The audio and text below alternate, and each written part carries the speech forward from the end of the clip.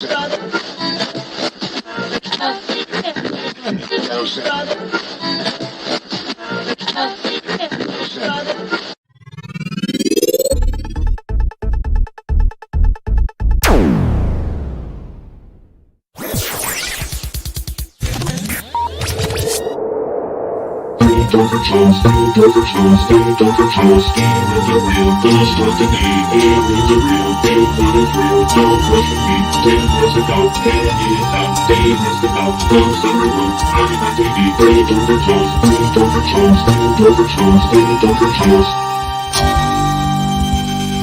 what you say or you'll get in paper.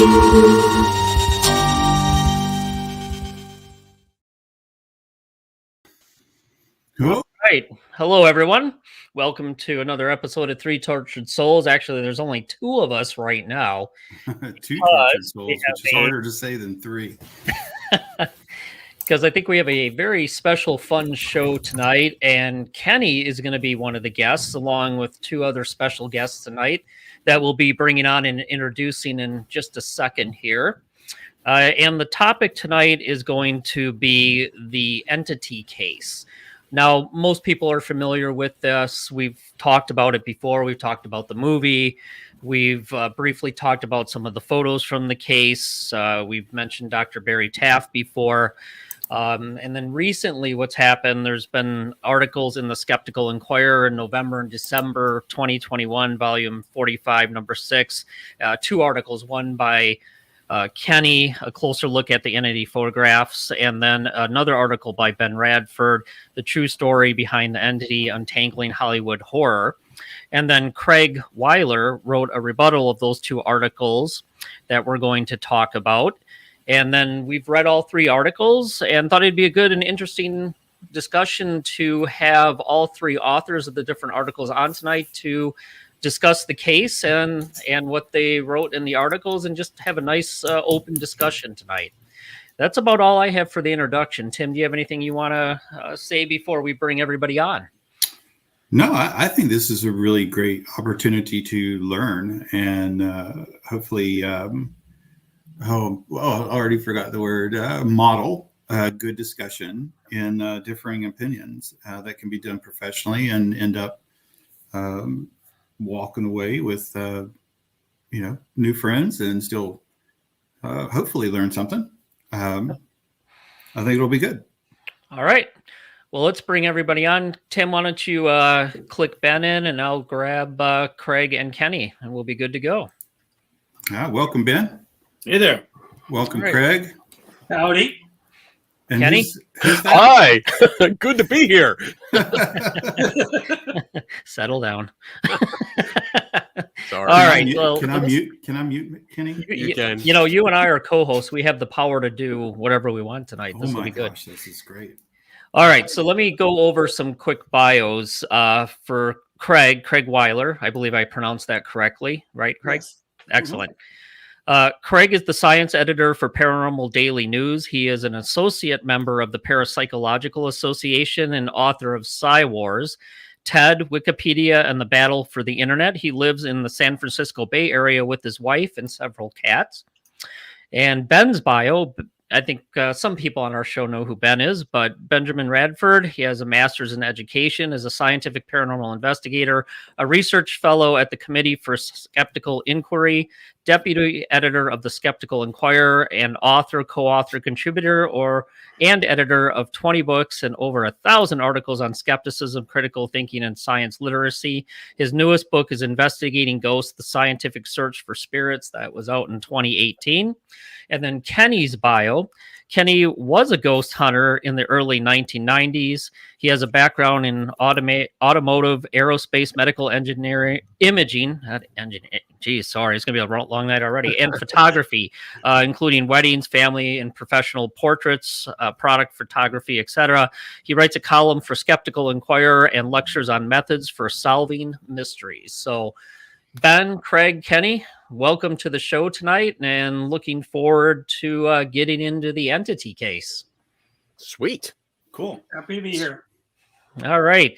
So the first question I'm going to throw out there for all three of you, and we'll start with Craig first.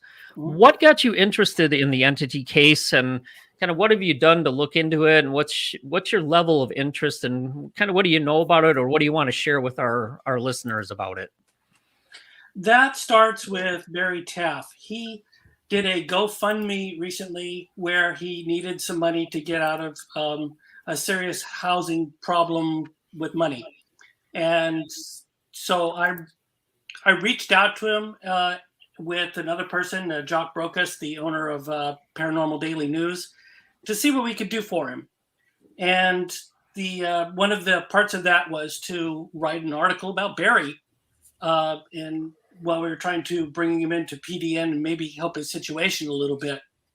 And so the entity wasn't the only thing on my list. I was reading pretty much most of his cases to try and understand what Barry's career was. And right in the middle of that, I see this article from the Skeptical Inquirer, and I felt obliged to respond to it. And then, of course, in order to respond to it, I had to look into the case a little bit more. Okay.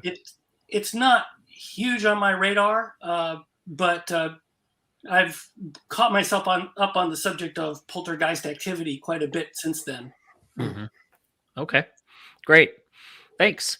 Ben, how about you?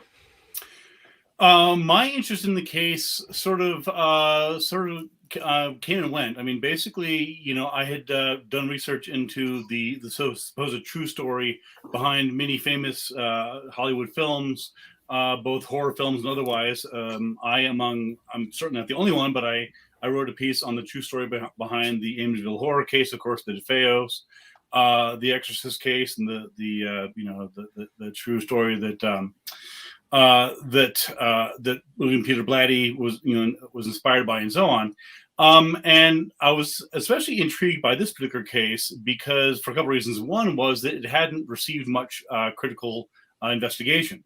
Unlike, for example, the cases I mentioned before, also the Conjuring, the Snedeker cases, and many others, a fair amount had been done on those, particularly, of course, Amityville and Exorcist. But in the case of the entity, it wasn't one of the marquee horror films, but it's certainly well enough known, and is with the Barbara Hershey adaptation and version of it, that we at Skeptical Inquirer, we occasionally got emails from people saying, "Hey, what's the story behind this?" And I was slightly surprised to find that there was very little actual skeptical or critical analysis, and so that sort of intrigued me. Was going ahead and teaming up with Kenny to try and sort of take a closer look at the case. So that's really what interested me. And then the other part of it that got me involved was from the folkloric perspective and looking at the entity in the context of folklore, particularly, for example, spectral assault, ghost attacks, succubi, and things like that. So the folkloric angle really intrigued me as well. Okay. All right. Kenny, how about you?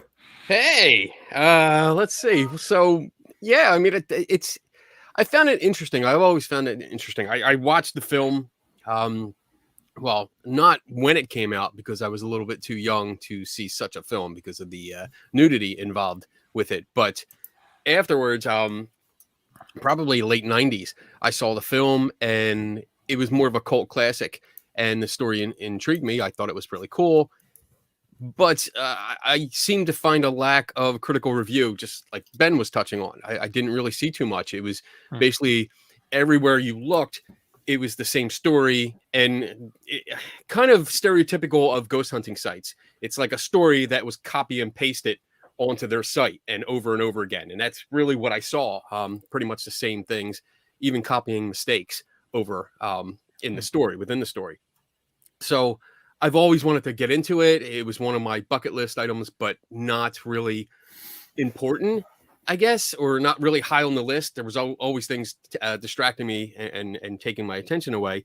And it was more or less, I guess, the story of the entity was kind of like at the end of the hyped up home horror events, like the real life horror things. Like you had Amityville, and you had some of the cases with the Warrens. But this was kind of like on the tail end of that maybe like that trend, if you will, and it kind of got lost. You know, it was at the tail end, and it was almost like nobody really cared. And I don't want to say that to be mean. It was just, I think They've been overlooked.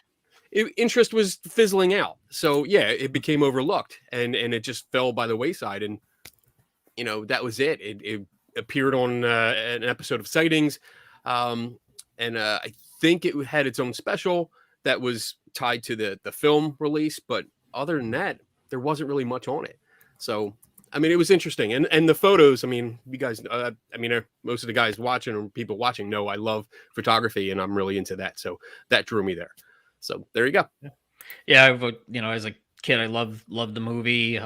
Enjoyed reading about the case. We covered. Actually, those were the photos I selected to talk about when we had a show a couple episodes back when we were to pick photos to bring to the show and discuss and get everybody's thoughts on it. And Right. I've talked about that case for a number of years past when our paranormal group would go and give presentations at local libraries and stuff. It was one of my favorite cases to talk about. So fairly familiar with it, and have read what's available out there, and seen all the same shows Kenny mentioned, and obviously read the stuff by Barry. So to me, it's an interesting case. I always like to talk about it, and it's great to have you three here tonight to delve into this a little bit further. So all right, I'm going to move on to the first question. So Ben, your title says true story in your article, and Kenny, you say focusing on the facts behind the story in your article. Then, you know, Ben, later on, I think at some point in your article, you say it never was competently investigated, and then we're forced or are forced to rely extensively, if not exclusively, on secondary sources. So I guess my question is, based on that, if you both are saying you're focusing on the facts, but it was never competently investigated, and you're forced to rely extensively on secondary sources, I guess my question is, how are you able then to say that what you did was based on true facts? So I'll toss it up to Kenny and Ben, and either one of you can go first, and then I have a follow-up that I'll ask Craig to comment on. You want to go first, Ben? Yeah, sure. You know, oftentimes in these cases, there's a limited set of people that have firsthand knowledge. There's people who are in the house or in the location that claim to experience these things. There may be ancillary people such as relatives or friends who they brought in or happened to be there at the time, or often heard where they didn't necessarily see anything happening, but they said, yeah, she told me about this, right? And so you have sort of hearsay secondary cases like that. And so, you know, in this particular case, the vast bulk of the information on it was from Barry Taft himself, of course, in his book and elsewhere. And he's given many interviews on it. He has a section on this on his website on the entity, and of course it's in his book, Aliens Above, Ghosts Below. And so you know, so there was already a fair amount there, and it was interesting looking at his material because it was on one hand very detailed. There's lots and lots of words. It's a long piece, and yet frustratingly unenlightening in terms of what exactly happened. There's sort of this. There's not good documentation. We have a couple dates here and there. He says that there were, I think at one point, over 40 people there. We don't have their names. We don't have. So there's lots of him talking about what happened in sort of a narrative form. But there's very little of what I would hope for from an investigator, right? I mean, I've done investigations, as you know, and Kenny and many other people have.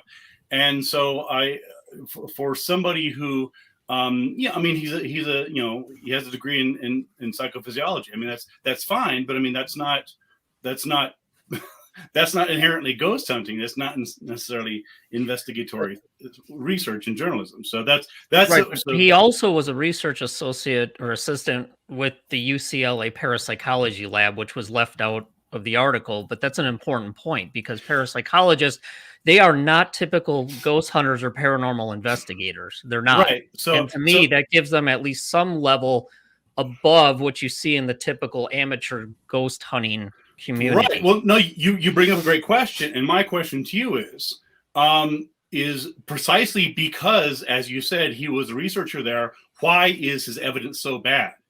Why is his methodology so poor? Why, if you just got done telling us why we should expect a higher level of scientific investigation rigor, and we don't have it.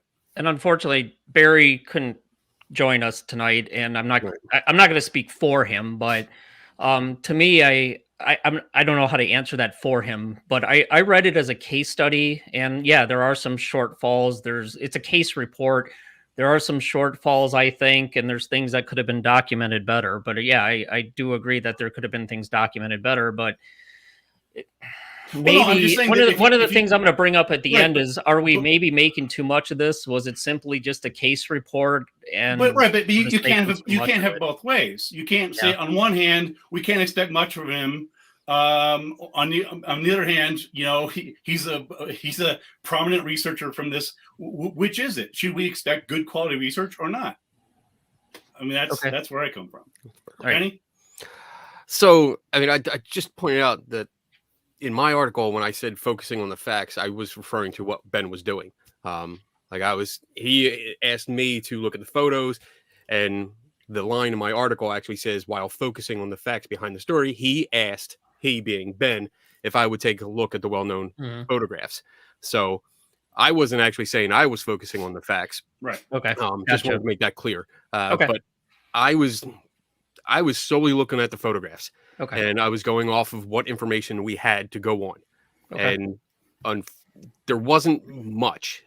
We have Barry's report in his book, which is the reprinted version from the published report that he put into, hold on a second, the PSI Journal of Investigative Psychical Research in 2008. We have that. And then I also have the printout from his website somewhere. Somewhere. I have so many pages here. But there was a... where is it? I thought I had it. Oh, I do. Hold on.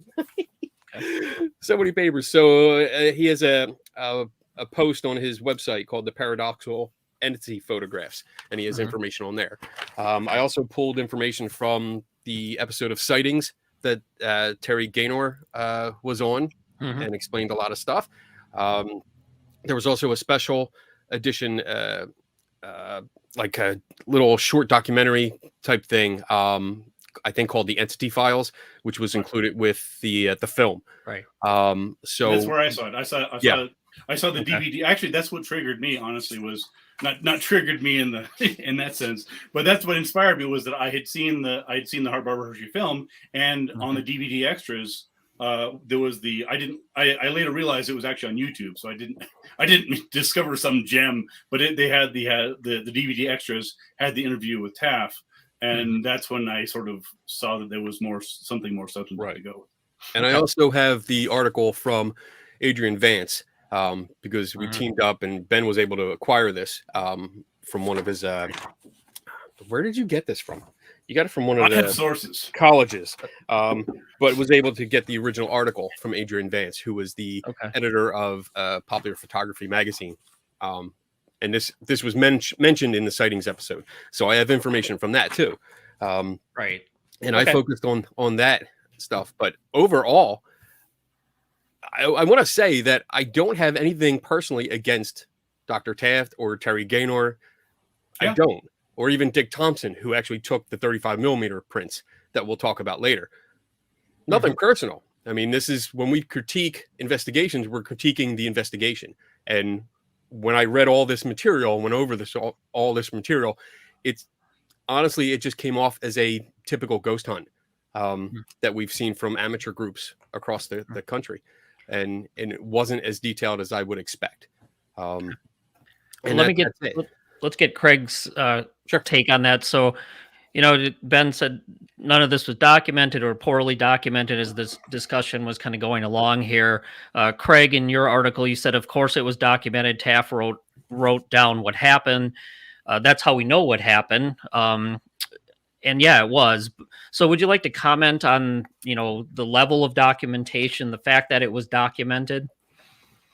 Well, first of all, what Ben and Kenny are referring to from Taft is a blog post, 2 of them, and what was condensed into his book.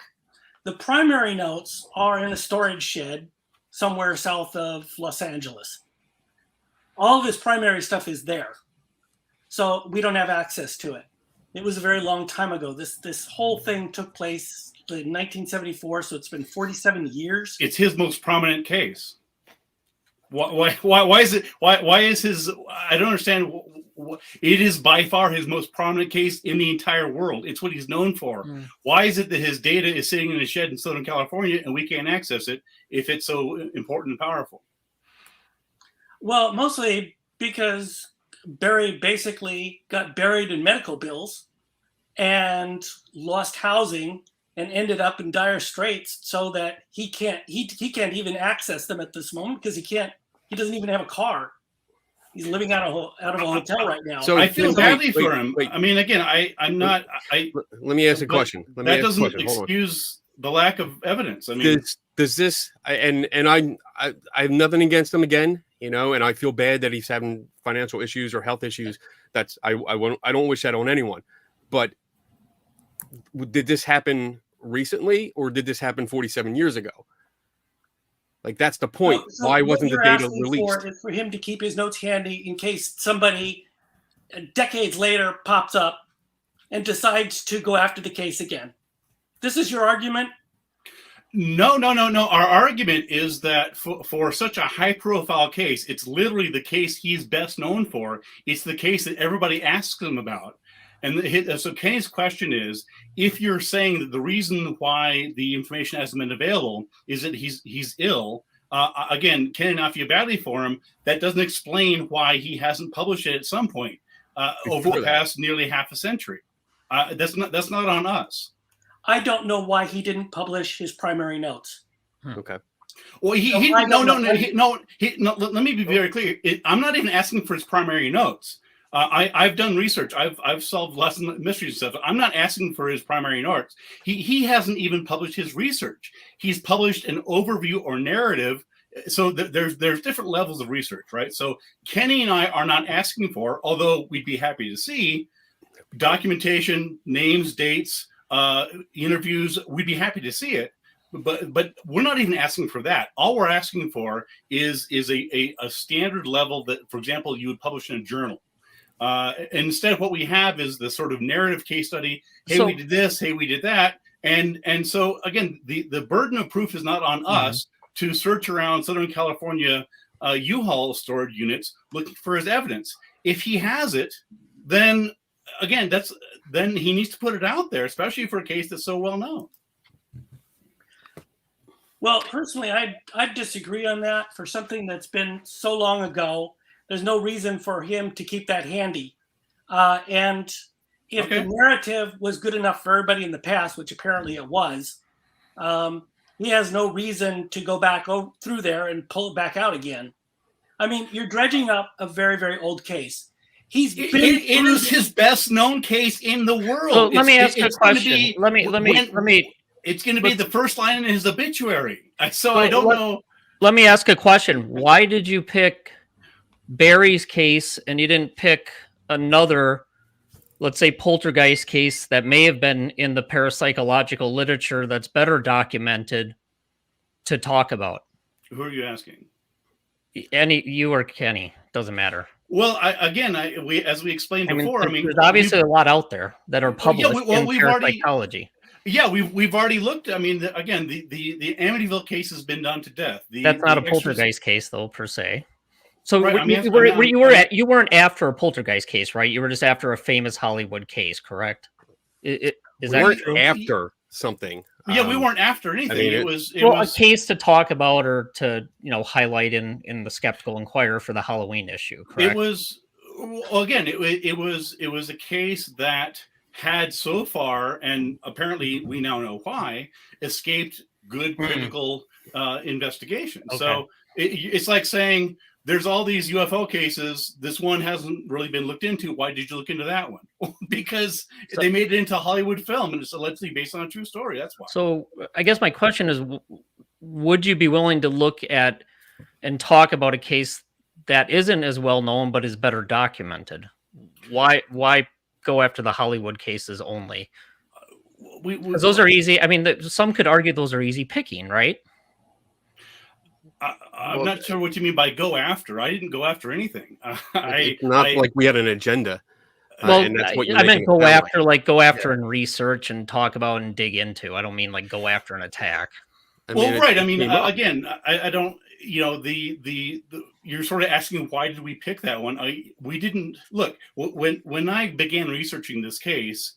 I fully expected and hoped to find lots of documentation. I genuinely didn't know much about it. I'd seen the film, and I'd heard some bits about the case. I hadn't researched it, so for all I knew, when I began looking at the case, I would find a full documentation written by Taff or Gaynor or somebody else. I was honestly expecting to find lots and lots of information. So the fact that I didn't, the fact that there's so little information on this case, isn't a result of me knowing ahead of time that this would be a weak case. It was a matter of like, wow, there's this. Why isn't there more here? Okay, that's fair. So let me kind of jump in just for a second. And I think Carol had a question about the documentation, about where they were. I think Craig had answered that it's in storage and locked up due to reasons beyond Dr. Taft's control, I believe, the way it sounds. So cool. Sorry, also, I mean, that would be just cool to get a look, I mean, I love going through notes and stuff, and I mean, that'd be just... But again, I mean, keep in mind that remember where the burden of proof is. The burden of proof is not on me or Kenny to dig up other eyewitnesses from decades ago. The burden of proof is on the person making the claim. In this case, it's Barry Taff and Kerry Gaynor. So I mean, again, I feel badly for the guy. He seems like a nice guy. I have nothing against him. I'm sorry he's going through medical problems. Again, it's nothing personal.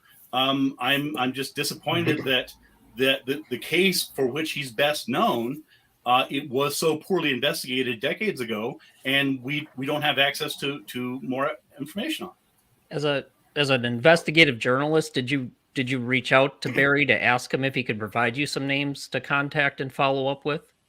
I emailed Barry. I didn't get a response, and I quickly realized that as I said, there's lots of documentation there. I mean, he's as Kenny said. I mean, we got the book. We have his website. He's been interviewed multiple times, and so the question wasn't. I mean, I didn't want to just say, "Hey, can you tell me once again?" I mean, he's been interviewed on the subject dozens and dozens of times. He's written about it extensively. So there was no point in me saying, "Hey, can you tell me the same story all over again?" Because there's lots. Well, yeah, I was asking if you reached out and asked them, could you give me a list of a couple people I could talk to that were there besides you? And I emailed him. I didn't hear back, and I dropped it after that because again, it's I emailed him and I also sent him Facebook messages, but never got a response. No, okay, well, I not got a reason response from Barry. So I mean, I tried. I tried. I did try at least 2 ways to get in touch with him. I did get in touch with Terry Gaynor concerning the pictures, and he responded once. So I was able to talk to somebody. But, I was just curious. That's a good question. It's a fair question. Yeah. Knowing Barry's situation, it's not surprising. And that's understandable. Get back that's understandable. But I just want to make it clear that, yes, I did try to do it. Okay. All right. Tim, do we have any more questions before we? Yeah, we got a few. Okay. Kenny and Ben, being that this original documentation has never been publicly available, do you believe there might be critical missing information that might prompt a reevaluation of the case? And I want to say, even though somebody directs a question to just 1 or 2 people, it's really for all 3 of you. Yeah. Feel free to jump in at any time. And I'll just jump in because I'm just so used to jumping in anyway. Shocking. Yeah, I know. Shut up, Dave. Where's the mute button on this thing? But if there's that's the point of investigating. If there's new information that comes to light, then yes, you reevaluate what's going on. You take that information, you consider it, you look at it, you verify it, you check it to make sure it's valid. You follow up with it. Of course, we're talking about if notes come to light, especially from witnesses that were there. And I mean, by Barry's own words, there's 25 to 28 witnesses. At one point, he said 40. At one point, he wrote that there's 40 people involved, which again raises the question: where are they? If there's notes and all, because he does say several times, he says it in his book here in that journal entry, that journal report, and then on the special that he was on, the entity files, he does say that they had everyone write down their own story, their own experiences. So there should be 25 to 40 notes, handwritten notes, which I would love to look into. And if there's more information there, then yes, definitely I would look back into it, because I mean, it's new information. That's what you do. But as of right now, we can only go by like all the information that's out there, which isn't much. Okay. No, I mean it's not, and so I'm going to agree that there's not a lot of information out there that we have access to. I mean, I think we can all agree on that, right? Sure. That there just isn't a lot to go on here. So the question is whether it's valid to criticize this case based upon the fact that after 47 years, the information, for whatever reasons, didn't get widely disseminated. Now, first of all, it was pre-internet, so he could not put the information up online. He couldn't get it into the cloud and get it out to everybody. As far as I can tell, I searched for this journal online to see if I could find where this paper was, because that might have given more additional information on the entity, and I couldn't find it. The journal appears to be defunct, or at least the web page for it leads to a bunch of broken links. Yeah, I mean, it looks dead. I couldn't find it either. So I didn't have any luck with that. And if a journal goes defunct, that's obviously not on Barry. And if it's not, but it depends on what. I mean, if he published it in the journal of, I mean, look, in my article, I refer to, I think, at least 2, if not 3, articles in published peer-reviewed journals, which, by the way, are still in publication to this day, that he could have presumably published in. So again, I'm sorry that he didn't publish in a more reputable, high-profile journal, but again, that's not on us. Well, and this actually says as published in, so I don't think you were going to find any more information, because this is a reprint.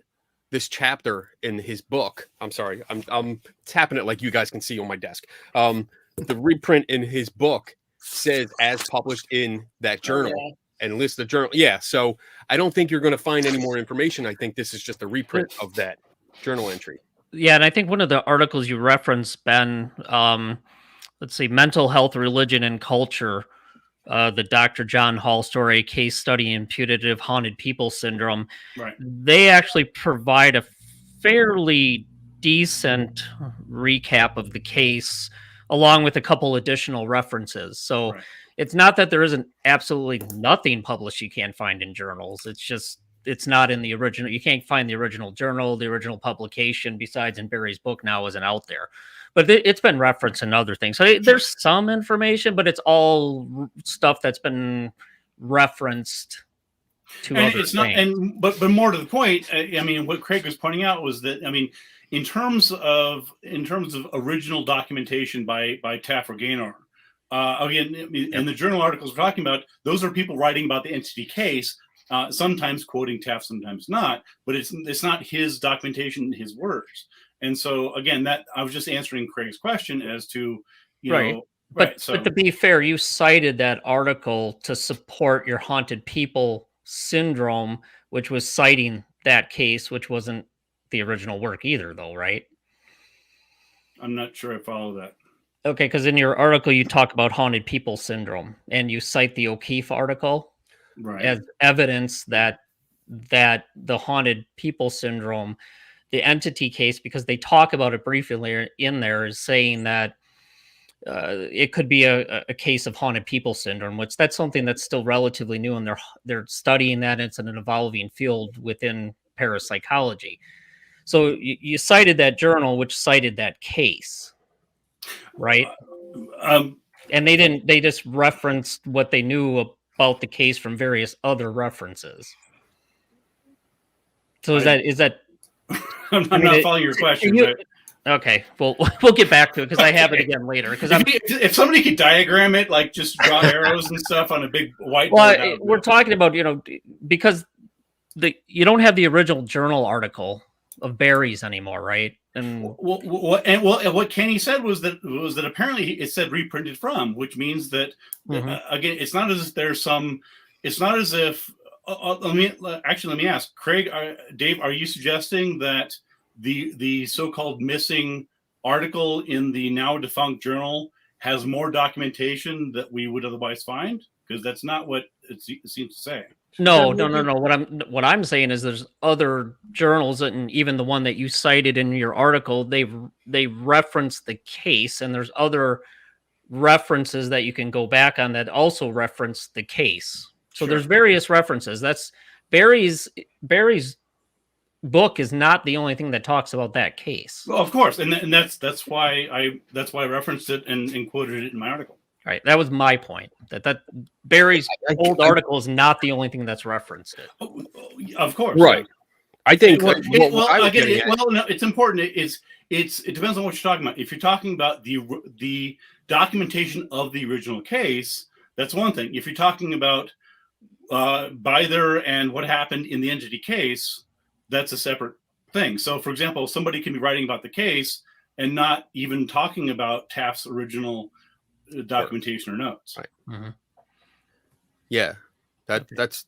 Yeah, I was confused by that too. I mean, if we're focusing on the information from the actual case, like the eyewitness report, then we only have, as far as I can find, there's only 4 sources. Taft. Mm-hmm.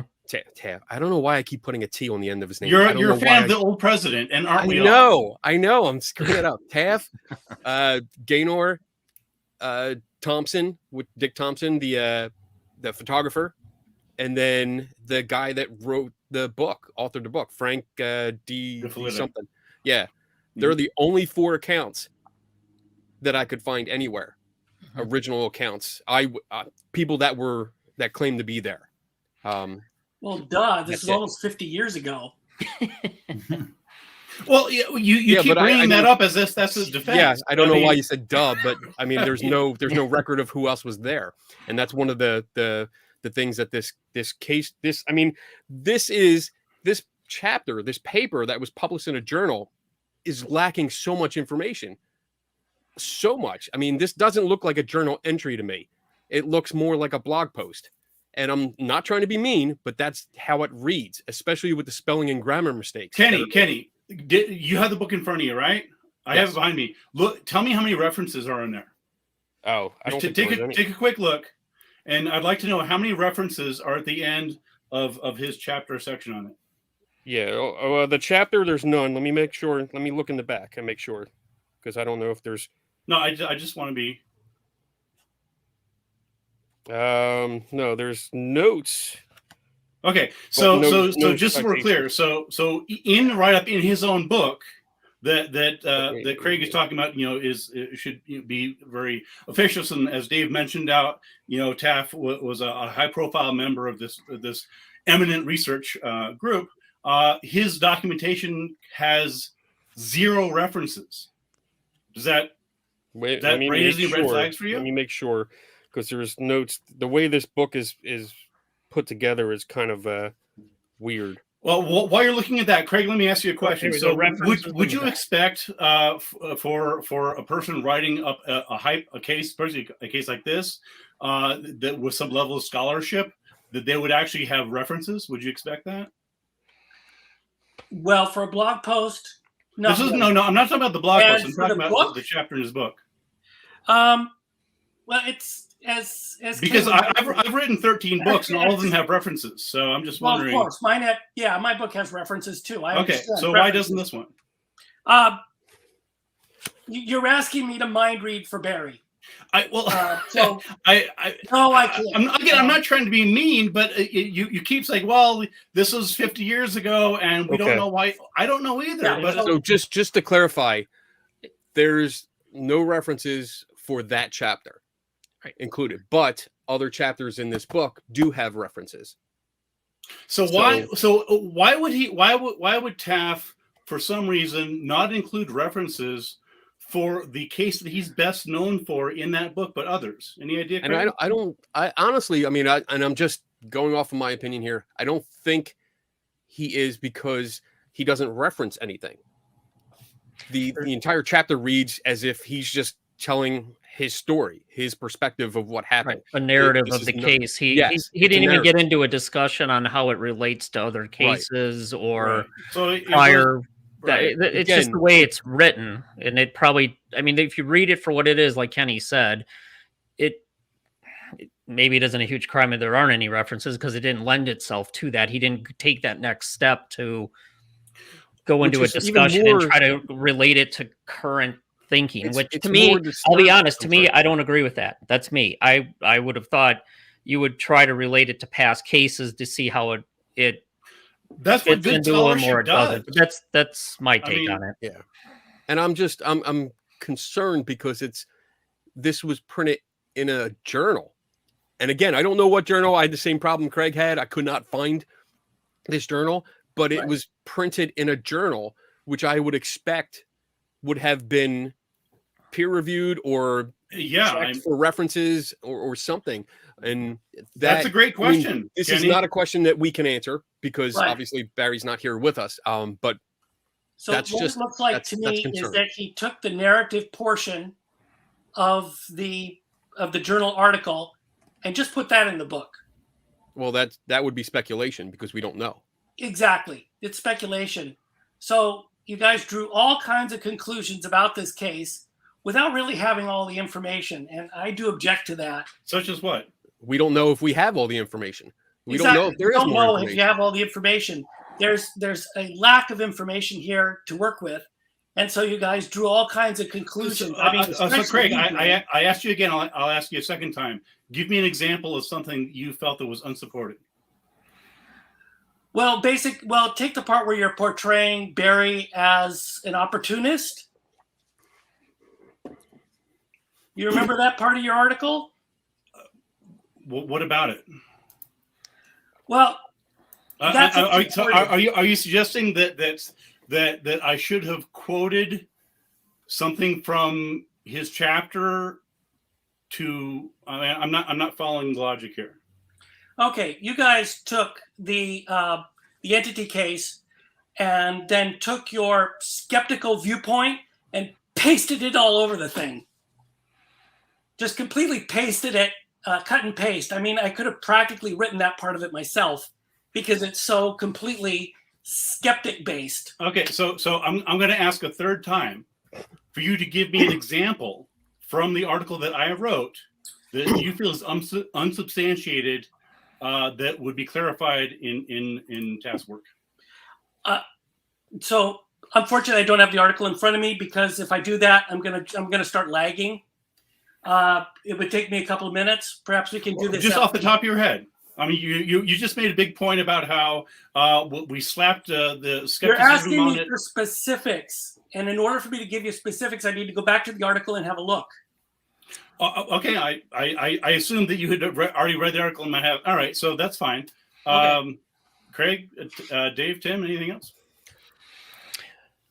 I guess one of the points would be is if we don't have any of the facts, and we've talked about this on the show before, is if it's bad data, how can you make a conclusion either way about anything?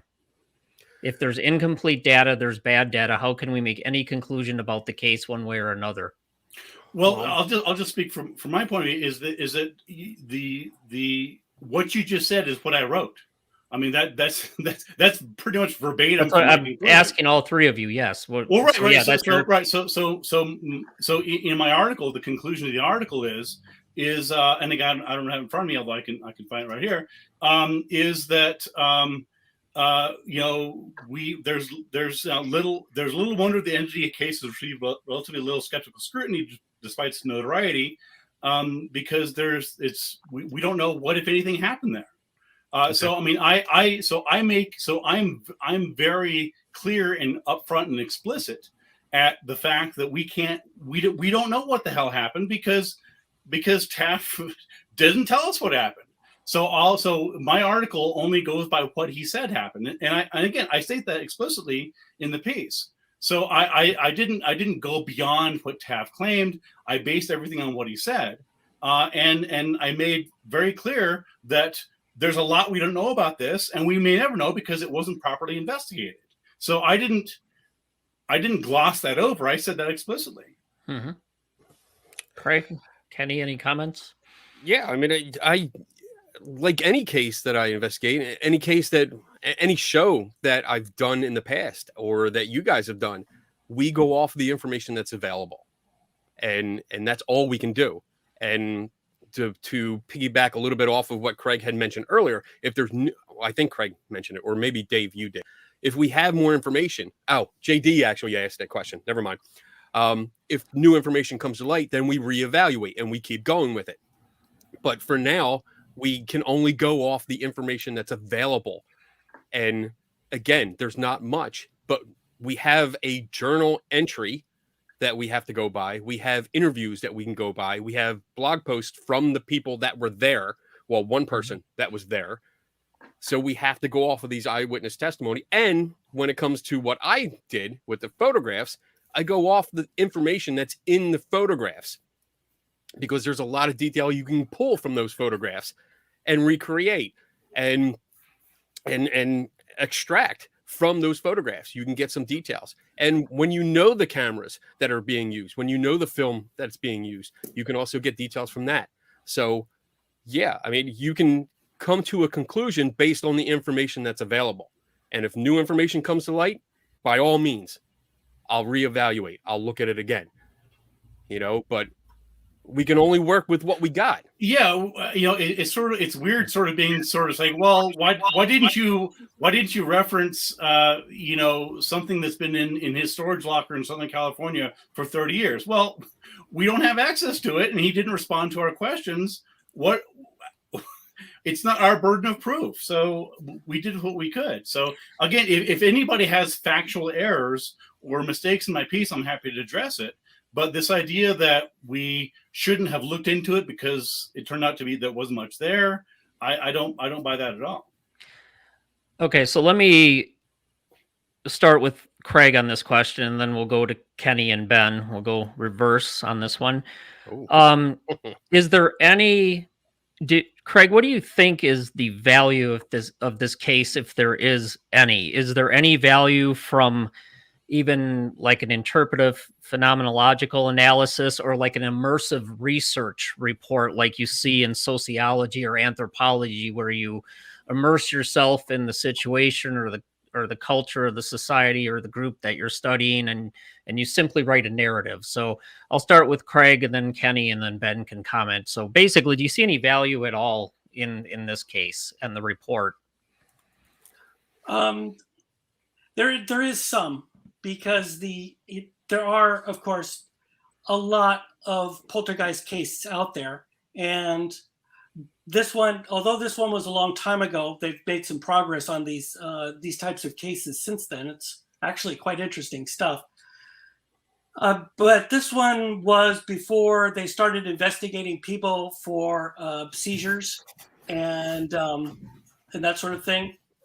So the value there is limited. They don't know whether she was having seizures or not, because this is apparently something that's connected to these types of cases. Then basically it just gets added to the list of poltergeist cases, and you compare whether Barry's narrative matches what other people have experienced in other cases, and add it basically to a rather large database at this point of cases. And really, I don't think chasing all the details down is really all that valuable at this point. Okay. Kenny? I totally disagree with the last statement. I think chasing down the details is important because you need to make sure that there actually is a mystery there to investigate. I think you need to make sure the case is valid. If there's details that show that things were hoaxed, if there's details that show things were mistaken, if there's details that show that operator error or equipment malfunction were in play, these are important things. They add to the conclusion. They add to the narrative. So if you're going to ignore certain details and not run them down, then you're not doing a proper investigation. I don't think you're doing 100% of what you're supposed to be doing. So is there any value in this case? Yes, I think there is, because from my point of view, and again, I focused on the photographs that came from that case, and it's a learning experience. It's a definite learning experience that I can pass along to other people. We can explain how photography works, especially with different cameras, because there were multiple cameras used in this case, not just one. And that's important. Probably will come up later in this discussion. But there's different types of film and how it interacts. What they did with the film and developing the film. There's also a lot that I couldn't include in the article because since it was a print piece, I had space requirements. So there wasn't enough room to go into a lot of the other issues because there were a lot of other issues with this that when you go based off of what they tell you, what Dr. Taft tells you, there's a lot of what I would consider manipulating the alleged evidence, and not deceptively. I don't want that to come off because I know that's probably going to sound bad. But it's not deliberately trying to manipulate things to make something happen. They were doing photography techniques that I would frown upon when you're doing an investigation like this. And we can get into that later if you want. But there was a lot more information, and I think there is value in teaching value in understanding techniques, improper techniques, and when mistakes are made and how to learn from them. And you can deduce all this from an old Polaroid photograph. Yeah, you can deduce it from old Polaroids and new Polaroids because you can take. We are going to dive into we're going to dive into the pictures after the break. We're going to spend a considerable. Okay. Just so you know, go ahead, Craig, and finish your comment. But we will dive into the pictures. Okay. Yeah, this is one of those you weren't there type of problems, and so whatever you do is speculation at this point. And, when you're basically accusing them of either being, Barry and the people involved of either being complete amateurs and botching the job or being deliberately dishonest about it, which I understand you're not exactly, saying, that's a real leap. And that sort of thing would require very strong evidence as far as I'm concerned. And I don't think we have the kind of evidence to do that. Sure. Well, let me just answer Dave's question. The question was, do I think there's value in this case? And I think the value, and sort of Kenny touched on this earlier, the value is in taking a closer look at such a high-profile case and seeing basically, in a nutshell, that the emperor has no clothes.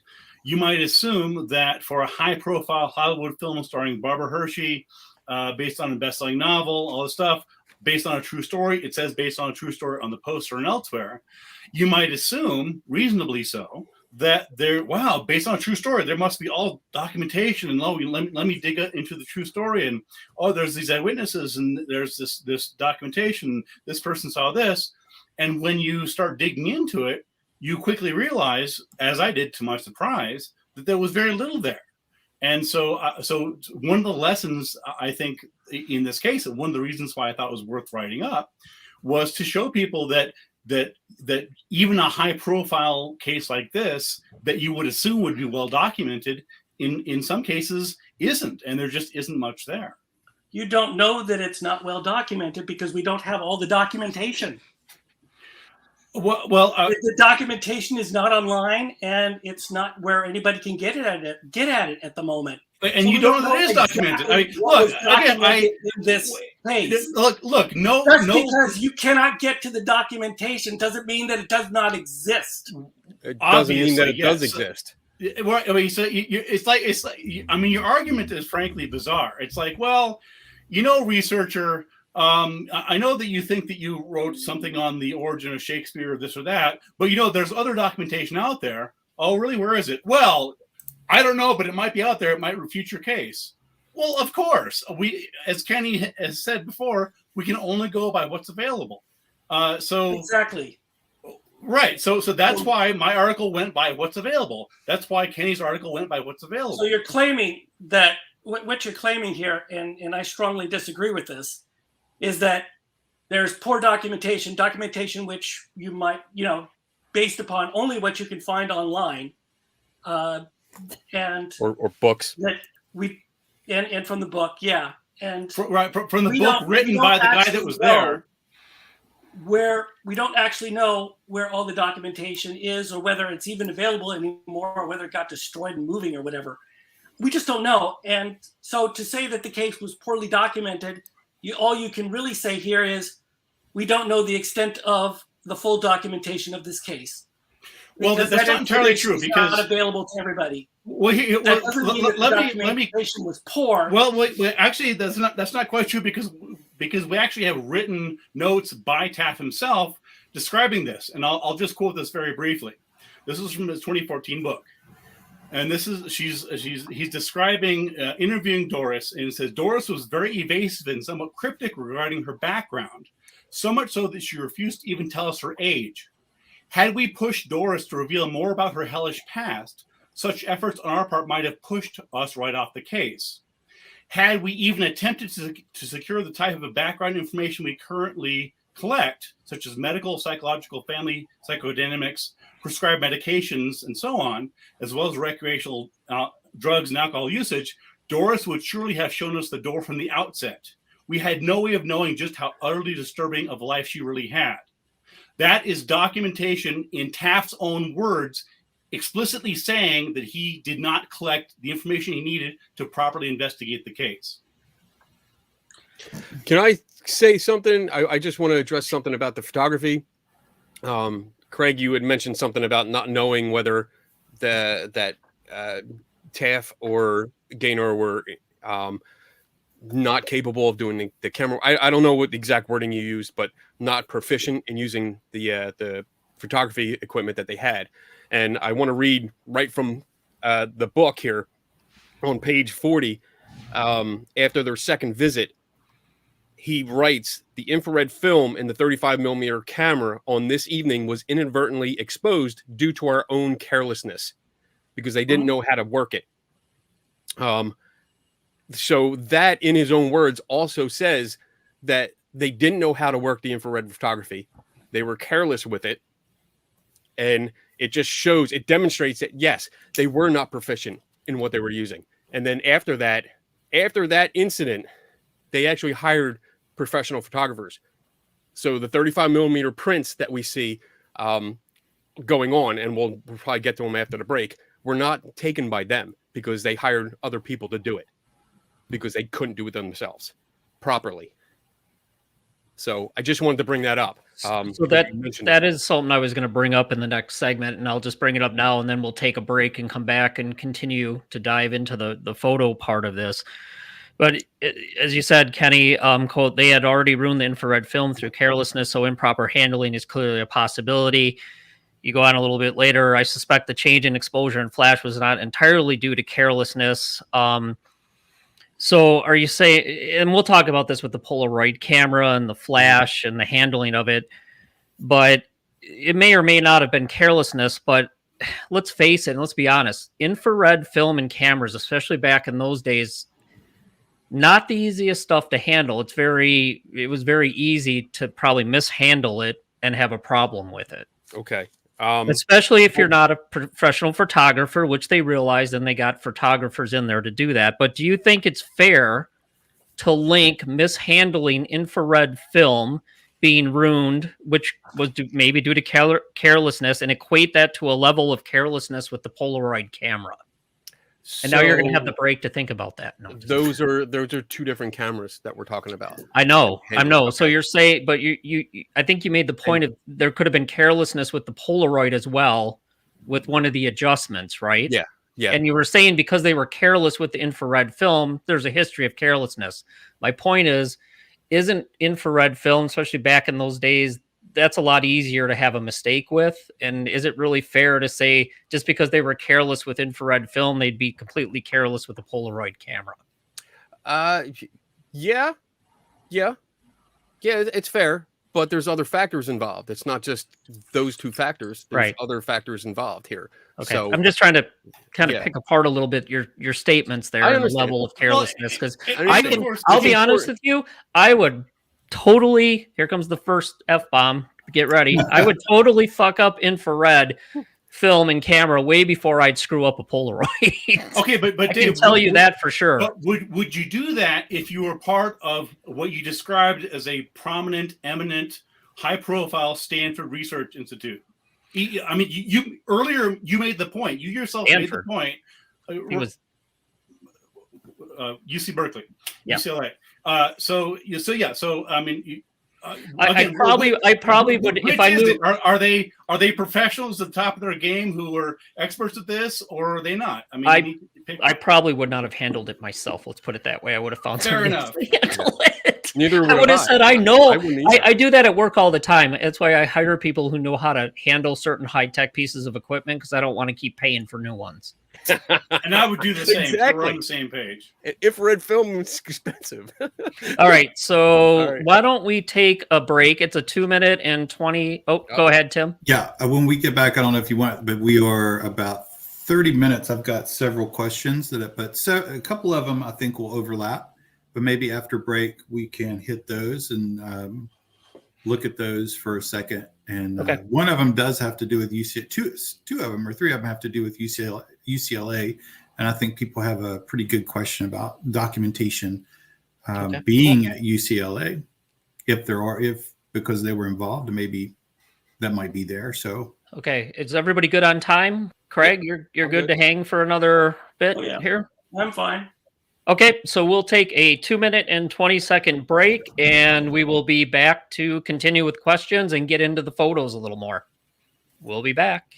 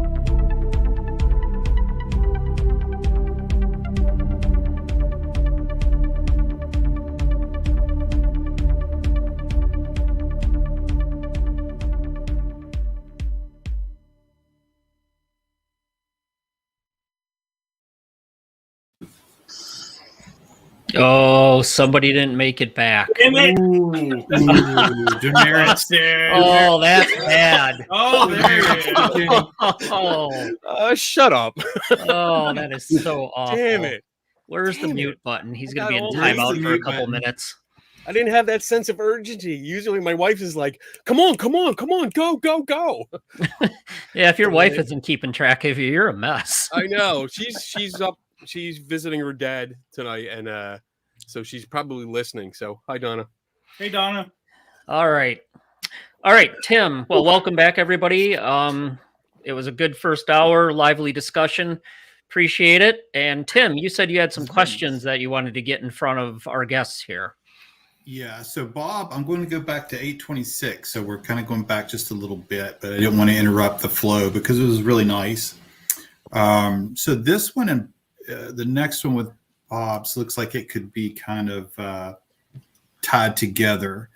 Dr. Taff admits that there was no sexual assault, but does believe it was a poltergeist case. However, he didn't see that in much of, he didn't see much about Taft's point of view in Kenny or Ben's article, and was asking why that was left out. And before you do that, I think he was also trying to figure out, again, trying to separate, was there an issue with the paranormal sexual allegations of sexual assault, or are we looking at his view on poltergeist? And I had noticed those kind of mixed. So I hope that's not too confusing to look at. I can real quick. I just want to clarify because I read over the chapter last night just to refresh myself, and the sexual assault happened. It was reported like weeks prior to Taft and Gaynor getting there, so they were not able to investigate it because the alleged bruises and whatever injuries or marks that were present that Doris said were there had already healed. So they could not actually investigate that part of it. That was simply coming from Doris. As I understand it, that was coming from Doris. That's my understanding. Yes. Yeah. So they didn't actually investigate that part of it, but it was highlighted. It was highlighted way too much in the film. That became the focal point of the film, which, 80s film, that's what they do. And to be fair, I mean, that was a running theme. I mean, when you do read Taft's accounts there's a recurring theme of something that just happened, right? So some of the most dramatic things that are depicted in the film and elsewhere, Taft and Gaynor are not saying, there are one or two things that they say they were there for, but some of the most dramatic and sensational ones, they're only reporting what she told them had already happened. Right. So, it's sort of like, oh, you just missed it. Well, I mean, what are you supposed to do with that? I also want to add, too, that in the end of the chapter, like, Taft just rips the movie apart. He doesn't like the movie. He didn't like the way it turned out. And I agree to a point, because I get what he was trying to do. It wasn't his vision or what especially the ending, which was horrible. Like, that was absolutely horrible. And I mean, I honestly stopped the movie up right at that point because I don't want to see that ending because it's that bad. But otherwise, yeah, he didn't like the way the movie turned out, according to what he wrote. Any thoughts on that, Craig, on the sexual assault part of it? Well, I mean, Barry says right up front, it's, first of all, he considered that a whopper. He did not. He didn't take that seriously at all. At first, he said that usually when he gets into cases, when people begin with really big stories, that they're this is usually not a good start. So according to him, he basically blew that off as soon as he heard that, because it was, there's a norm for these cases, and once you get too far outside that norm, it's just like these are bullshitters. Yeah, and to be fair for anybody that's listening, just in case they didn't know or just came in, Dr. Taff isn't saying that he's blowing off a victim's report of a sexual assault. It was a report of a sexual assault by an entity, not a person. So actually, multiple entities. Yeah, but just in case someone came in and heard that he wasn't believing somebody reporting a sexual assault, I didn't want to get that misconstrued with an actual person. I'm sure that he would have done the right thing. I'm just saying that that was for an entity or multiple entities. Okay. All right. What else you got, Tim? Carol and Heath, I think, kind of came across the same idea about the same time, and where they worked, I think, with UCLA. Would there be any documentation with anything in that department or that university? Oh, I can answer that. I just looked into it. Okay. So from the university itself, they deny all involvement with the parapsychology department. That's just another Tuesday for parapsychology of people doing that sort of thing, denying all involvement. But there is an article from the Bruin, dated, I think, like 10 years ago, where they talk about the parapsychology department. And there is a news article from, I think, 1974 that clearly states that there was a parapsychology department and Barry was there. And they even give his title at that point. So the parapsychology department did exist, but UCLA, in order to make themselves look good in the eyes of the people who donate to them, decided to disappear it. That's the way it looks. Okay. Well, but just because something disappears, I mean, programs go defunct all the time. That doesn't mean that the documentation vanishes. Well, no, UCLA disappeared it. They claim that it never happened. So Interesting. okay. Oh, wow. Like a conspiracy theory?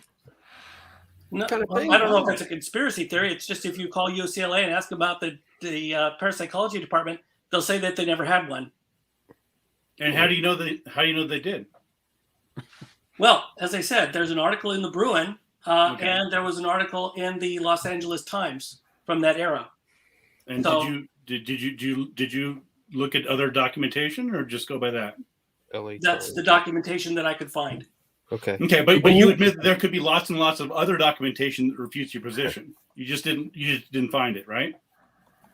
Well, when you say refute it, it's, we have the article from the Bruin that says that there was a parapsychology department, and we have the Los Angeles Times that says there was a parapsychology department. So the refutation is going to come from the university itself. That's it. No, I understand that. I just want to be clear that you're saying that you found two sources and that you acknowledge that there could be many, many other sources that you just haven't found that refute your position. Is that right? I'm not sure this line of reasoning seems a little odd to me. Okay. Because you're talking about people claiming that something didn't exist, which Okay. the university Anyway, has- I don't mean to get off track. The question was, would there be documentation at UCLA? And you're saying that there might be, but it's you have no idea where it is or what happened to it, right? UCLA disappeared the department. I have no idea. I understand that. The question was, what about the documentation? Just because a program ends doesn't mean documentation vanishes. So the question was, is there documentation, and what's your position on that? I have no clue. Okay. All right. I'm going through. Don't want to miss anything. Let's see. I think, did they have a department, or was it part of their? Was it the neuropsychiatric group or I institute believe, at? yeah, and it was unfunded. Right. It was. Yeah, it was That was Dr. part of the Dr. problem. Moss, right? And it was part Yes, of the Dr. Moss. Neuropsychiatric Institute, and she ran the parapsychology lab out of UCLA. Yes, that's correct. So did they have a department? No, they had a lab that was run by Dr. Moss, I think. I that could be sounds wrong. about right. Craig, did you reach out to Dr. Moss for that? No, I don't know. Why not? I didn't even know if Is she's this- alive. Is there? Well, she died in 1997, so it'd be kind of hard to reach out to her. Is Well, there? yeah, Is there a way Presumably there's other to? people that were there, right? I mean, I'm- or was it only her and Taff in the department? Craig, is it you understand there are only two people in the department? No. There was, I think, like 3 or 4, but I don't remember their names.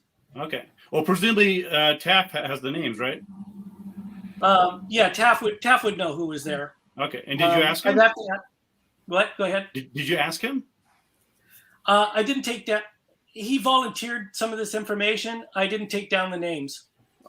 Okay. I'm just. Yeah. Well, it's in Wikipedia, so it must be true. So we're good. Oh boy. Here we go.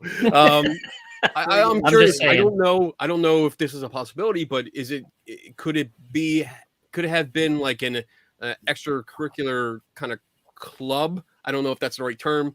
That wasn't actually affiliated with the university, but just like a club that met on university grounds or in a room. Could that be a possibility where it wasn't actually a I don't know if I don't know if this is proper terminology, but like a sanctioned group. Interest group. Yeah. Could this be like just an extracurricular group that a couple of the students got together and did this? To my it's knowledge, interesting. No, I think there was some sort of an affiliation with the university because they shut them down. They had a I lab. Shut them down. They wouldn't let them have a lab at the university without some knowledge of it. There's no way. Right. Right. So You know who would that's know, what bothers Kenny? me. Ask Lloyd. Okay. Lloyd will know. Yeah, All right. I'll like ask him. Lloyd will know. I'll send him. Yeah, I'll send him something tonight, and it's curious. I'm not trying to go either way here. I'm curious now. Like, was this a legitimate thing? Which is cool if it was, but was it also just a club? It's one of many, many fuzzy things about this case. I'll just put it that way. That's something because I don't see a university just having nothing or just like doing the conspiracy theory thing and just erasing all record of a. It's not that uncommon to have. Well, parapsychology might be different, but it's not uncommon for a university to have a certain department and then have a specialized lab within the department. But it still has to be acknowledged by the university because they're not going to let somebody run a lab that they don't agree with, or they let them do something there. Yeah. And they wouldn't allow that. It's on their grounds, their time, their staff, their researchers. Right. So they would have to have some knowledge of it, I would think. It would be really weird if they didn't. So anyway, all right. So let's move on. Moving on. I think I'm up to about I'm only 7 minutes behind now, but here's I think a valid question. Well, again, the conversation is really good, and I really appreciate everybody being here. I don't want to like jump in and kind of stop it in the mid, but I think they addressed it earlier. But if the question is if Taft blew off the sexual assault as bullshit, why did he think anything else was any more credible? And that might be trying to. I think Craig answered that already. Yeah, I was going to say not only that, but that would be asking from the state of mind of Taft too, which would be hard to answer. Craig already answered that a little bit. Yeah. Go ahead, Craig. Go ahead. No, go ahead, Craig. Okay. Yeah, Taft did say that it was he was getting reports of strange things coming from neighbors, that the neighbors were reporting strange stuff happening at the house, and that was what got his interest in it. Just the story of a spectral assault from 3 different entities wasn't enough to get him interested. He had to have additional information. Yeah, I found that interesting. Where as we've said, Taft dismisses the idea that the spectral sexual assault happened, but he says, well, that's not true. It was clearly a poltergeist case, right? So he what was getting at was it was this interesting sort of skeptical standpoint where saying, well, that part of it isn't true, but the real story is X, Y, and Z. And I found that to be fascinating, as I talked about in my article, was and I think this is what the last question was sort of getting to, was what is and again we're just going by discussion, right? He's not here to answer the question, but it does raise an interesting question of, if you think that one claim by this allegedly haunted person is true, and you think that this other claim is false, and there's approximately equal weight for both of them, upon what criteria can anybody, is just opinion? I mean, how do we know? Unless he's thinking of all the past characteristics and what's been reported with other poltergeist cases, that sexual assault is not common, if rarely reported at all, in poltergeist cases. True, but that doesn't mean that it's not. Which, when somebody would come to you and say that, you'd be like, huh, okay. Right. I mean, it's outside the norm of what you would think would be part of a case, even a haunting, a ghost or haunting. It's extremely rare, and it would seem way out there. I would. Well, hold on though. That's not entirely true. As I talk about in my article, if you look at the old hag syndrome, or the succubus. I think I quote, I think 15%. There's a guy named David Hufford wrote in a book, The Terror That Comes in the Night. And he did research in several places, including Newfoundland. Right. And he found a significant number of people do report these nighttime sexual encounters. Now, whether they frame that as an assault, that is something negative, or a wet dream, or something, a good dream. I mean, again, it all depends on how you frame it. But that's exactly it. It's how you frame it. Is it in the context? I mean, most people, parapsychologists or people that are serious about investigating and researching ghosts and hauntings, they pretty aware of the difference between old hag and incubus, succubus, and what you're describing. And when they would put that into the context of a ghost haunting poltergeist type situation, that would be, I guess, different and explainable to them, and not something that they would look at and say, well, yeah, that's a phenomenon or something that's commonly reported in what we would consider haunt type or poltergeist like phenomena. Sure. I mean, but of course you have to be careful about not imposing your own framework on other people's experience. Good point. Very good point. Bless you. Thank you. Bless you. So I think this is our last one before we can move on. If objections to reevaluating an old case revolve around the lack of information, or maybe in this case, access to information, dead eyewitnesses, how should we determine whether we can be confident in a reevaluation of the case?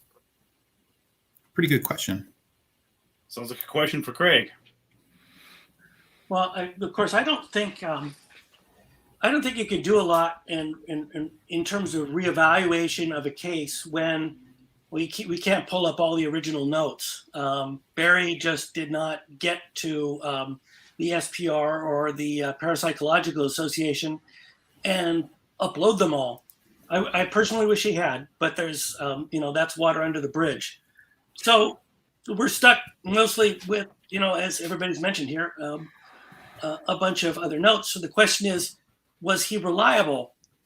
Having talked to Barry myself, I would say he seems pretty reliable in terms of what he remembers, and he's very much a stickler for the scientific part of it.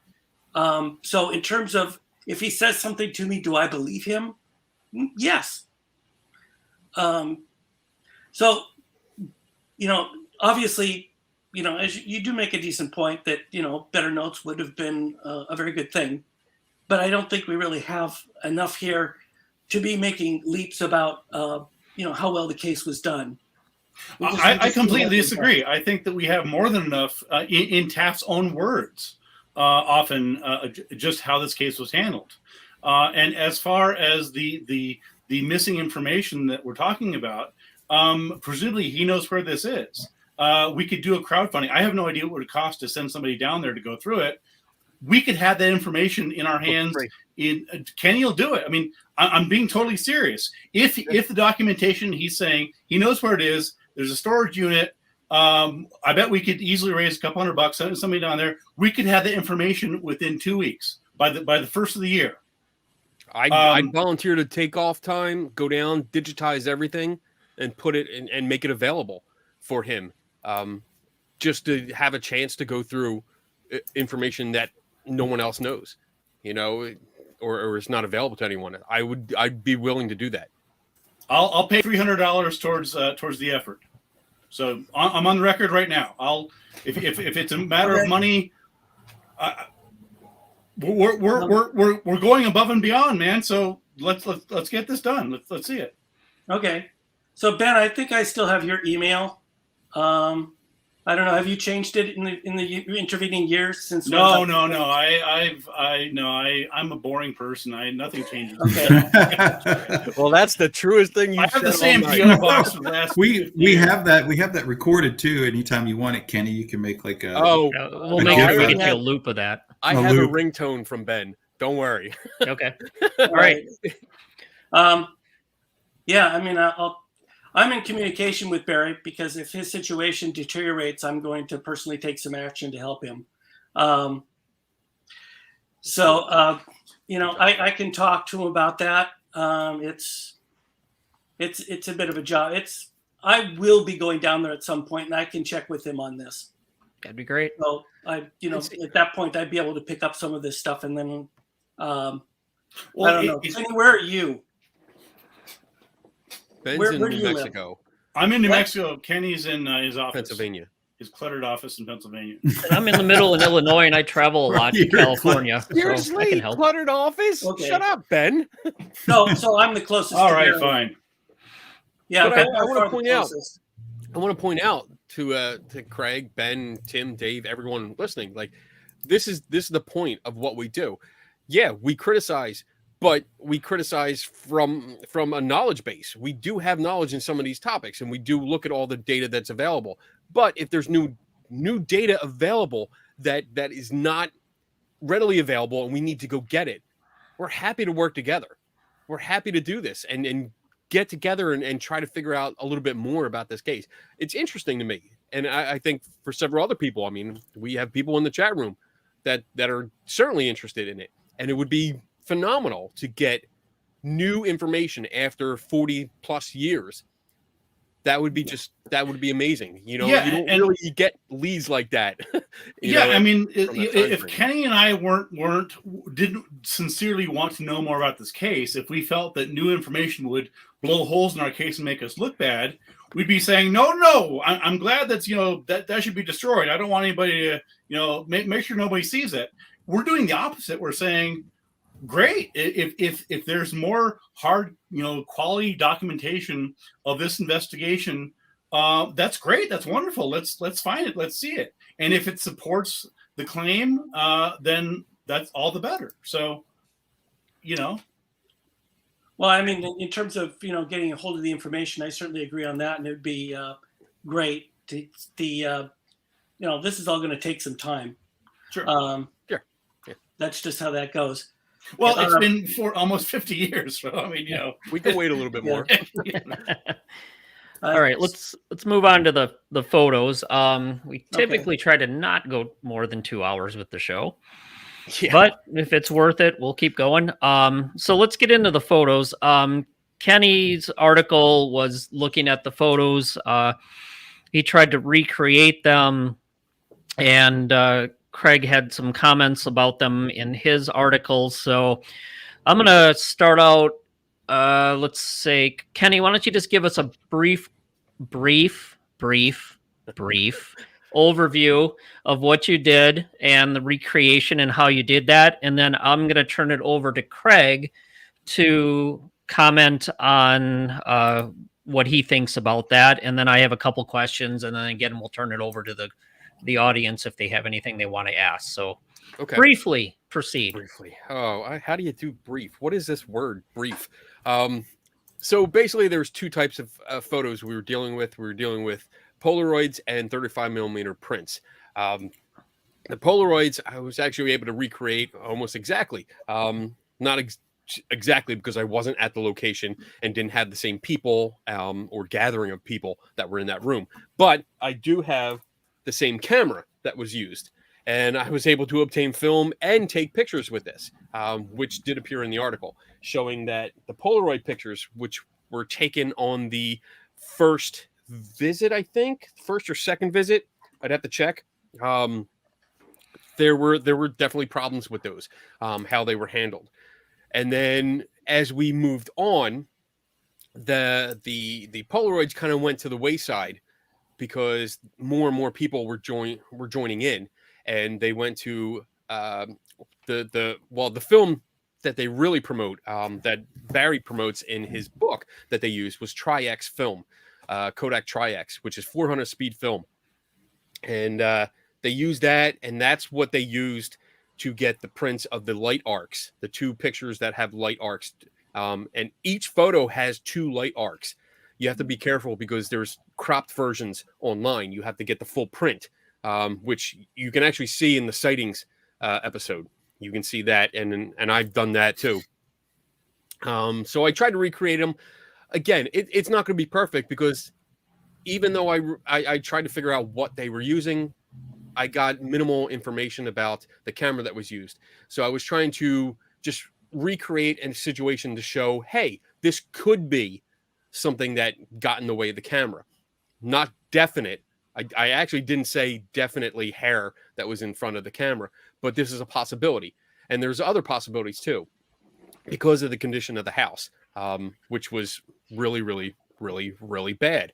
But there's also conditions. There's other information about how they process the film. There's other information about the photographer himself, because he's been involved with other cases and allegedly got other paranormal photography that I didn't go into because it wasn't associated with this case. So I didn't go into that. So I guess that's pretty much it. I recreated the Polaroids, and then I gave an example of what might happen with the 35 millimeter. I also consulted a world-renowned, and I'm not making that up, a world-renowned photographer, Paul Michael Kane. He chimed in on that and gave me his expertise. So, yeah, I mean, that's there you go. Brief. I'm shutting up. Okay. All right, Craig, comments, and what was the criticism of the analysis and Kenny's article? Well, the only thing that I really could address was that the hair looked nothing like the entity photographs. Nothing at all. Wasn't even close. The hair had edges on it, which the entity photographs are relatively tapered, smooth edges. It doesn't have the telltale hard edge that you see with hairs and dust motes and things like that. So those didn't look anything alike, and that was the other photographs I have no comment on. That requires more expertise in photography than I possess. And the other thing was I had really briefly, like over lunch, I had an old friend who is also very much an expert photographer have a look at a couple of the photos to see if he could come up with explanations for artifacts. So first of all, you have to understand these photographs were in darkness, and the anomalies themselves are the illumination over a 10-second exposure. So I don't know how you're going to duplicate that. So where did you get the 10-second exposure? Well, that's what the camera can do, 10 seconds. All right. Well, yeah, most cameras can do that, but that doesn't mean that's what they did. Where did you get that? He did say that he took a timed exposure. No. I may have misspoken. But he did say that he took a timed exposure. So what he actually said? I don't remember the exact time. Okay. I misspoke when I said 10 seconds. Okay. So I mean, these are the details that we have to pay attention to when we're talking about this, and especially criticizing other people. You have to understand what you're talking about here. So there is no documentation at all that says that this was a 10-second exposure. Well, he just said he misspoke, so that's I know. He's fair. I know, yeah. And I'm just acknowledging that. I agree. But what? Let me see. I'm trying to get the exact paragraph here. So what he said, Dr. Taft said, we believe that these arcs of light represent a time-dilated rendering of the rapidly moving, I don't know what that word is, masses of light. That I'm not going to try to pronounce some of these words. But basically what he's saying here is that this was that it was not a long exposure photography, but it was motion blur. Basically, the light was moving so fast that it was moving faster than the shutter speed of the camera. Do you want me to pull up one of the pictures? The what? You're still dealing with something that's actually illuminating the area. Well, that's also incorrect because it doesn't illuminate the area. There is no illumination coming from those things. We see the reflection of the flash coming off of it, but we don't actually see that illuminating and affecting the area around it. Are you sure about that? Yes, I am. It's illuminating the foreground. The actual the arcs in the more famous portrait, and I want to actually clarify something that in your article you mentioned that I only showed one photograph and I forgot to show the other one. I didn't forget to show the other one. I just didn't include it because, again, space constraints. I couldn't put both photographs in there, and they were basically the same thing. So, but if you look at the arcs, they are not. You want me to try to pull that up while you talk? Yeah, I can pull that off. Hold on, I can pull it up for you because I have it. Here it is. Not me. I can do it while you keep talking. You shush. I can't Yes, put it sir. I'm up. just. Somebody keep talking. Somebody pull it up. I'm Kenny. pulling it up now. So basically, the arcs of You light. can't let it go. Oh my god. So, in your article, Kenny, though, are you suggesting that was somebody's hair or fibers in those pictures? That it could be. Yes, it could be. But what do you make of people reporting seeing the lights at the time? Are you dismissing those reports? I'm not dismissing it. Again, I'm going only off the photographs that we have. Okay. We only have 2 photographs that we can pull information from. But you have to do And that these within two- the context of people saying that they were seeing lights, don't you? Say that again. No. Kenny's job again. Kenny looked at the photographs and what's in the photographs themselves. So obviously, it would be ideal if we had a contemporaneous description. Ideally, a first-hand quoted eyewitness. Actually, allegedly, there were many people there, so ideally, more than just one person. We don't have that, as you know, as we all admit. Taft does not provide that. All we have is him saying that people saw things, and that photograph being the result. So, Which is how they knew to take the photograph. What? That's how they knew to take the photograph, because they were observing something. That's not. You have That's to take not, that into context. That's actually not accurate, because they took photographs when nothing was happening. That was the so-called controlled photograph Right. that Kenny referred to. So I did share. I Okay. don't know which one of you can put that up. So there's the image, and let me see. Oh, you can see my cursor. Okay. So this is as full as you can get without sharing the screen cap that I took from the sightings episode. Mhm. But honestly, the sightings episode is still like UHF. So it's not great quality. But this is the full image, and you can see that there are 2 arcs, not just one. And they actually fade out. You can see that they fade out on the edges here. Mm-hmm.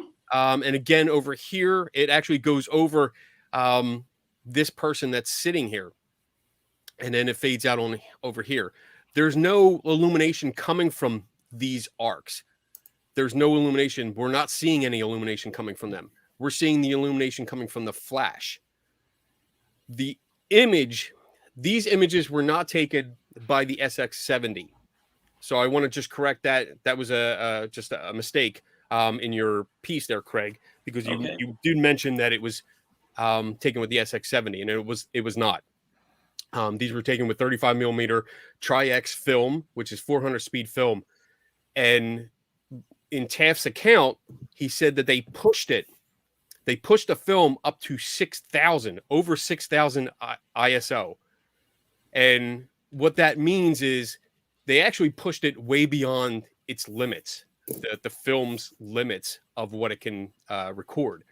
And this is a very complicated thing. I'm going to try and make it really brief.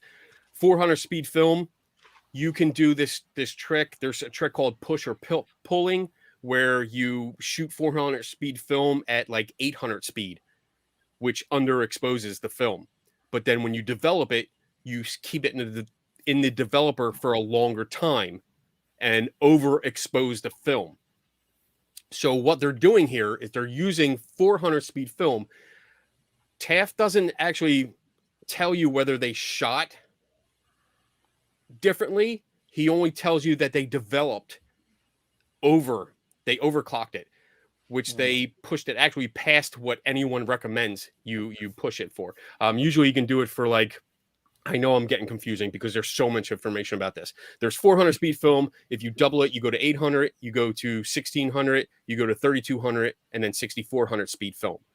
And the faster you go, the lower the light you can actually film in, but the higher the grain. You know, when you get to all those little dots in your image and it makes it really grainy, you can safely or adequately push it 3 stops.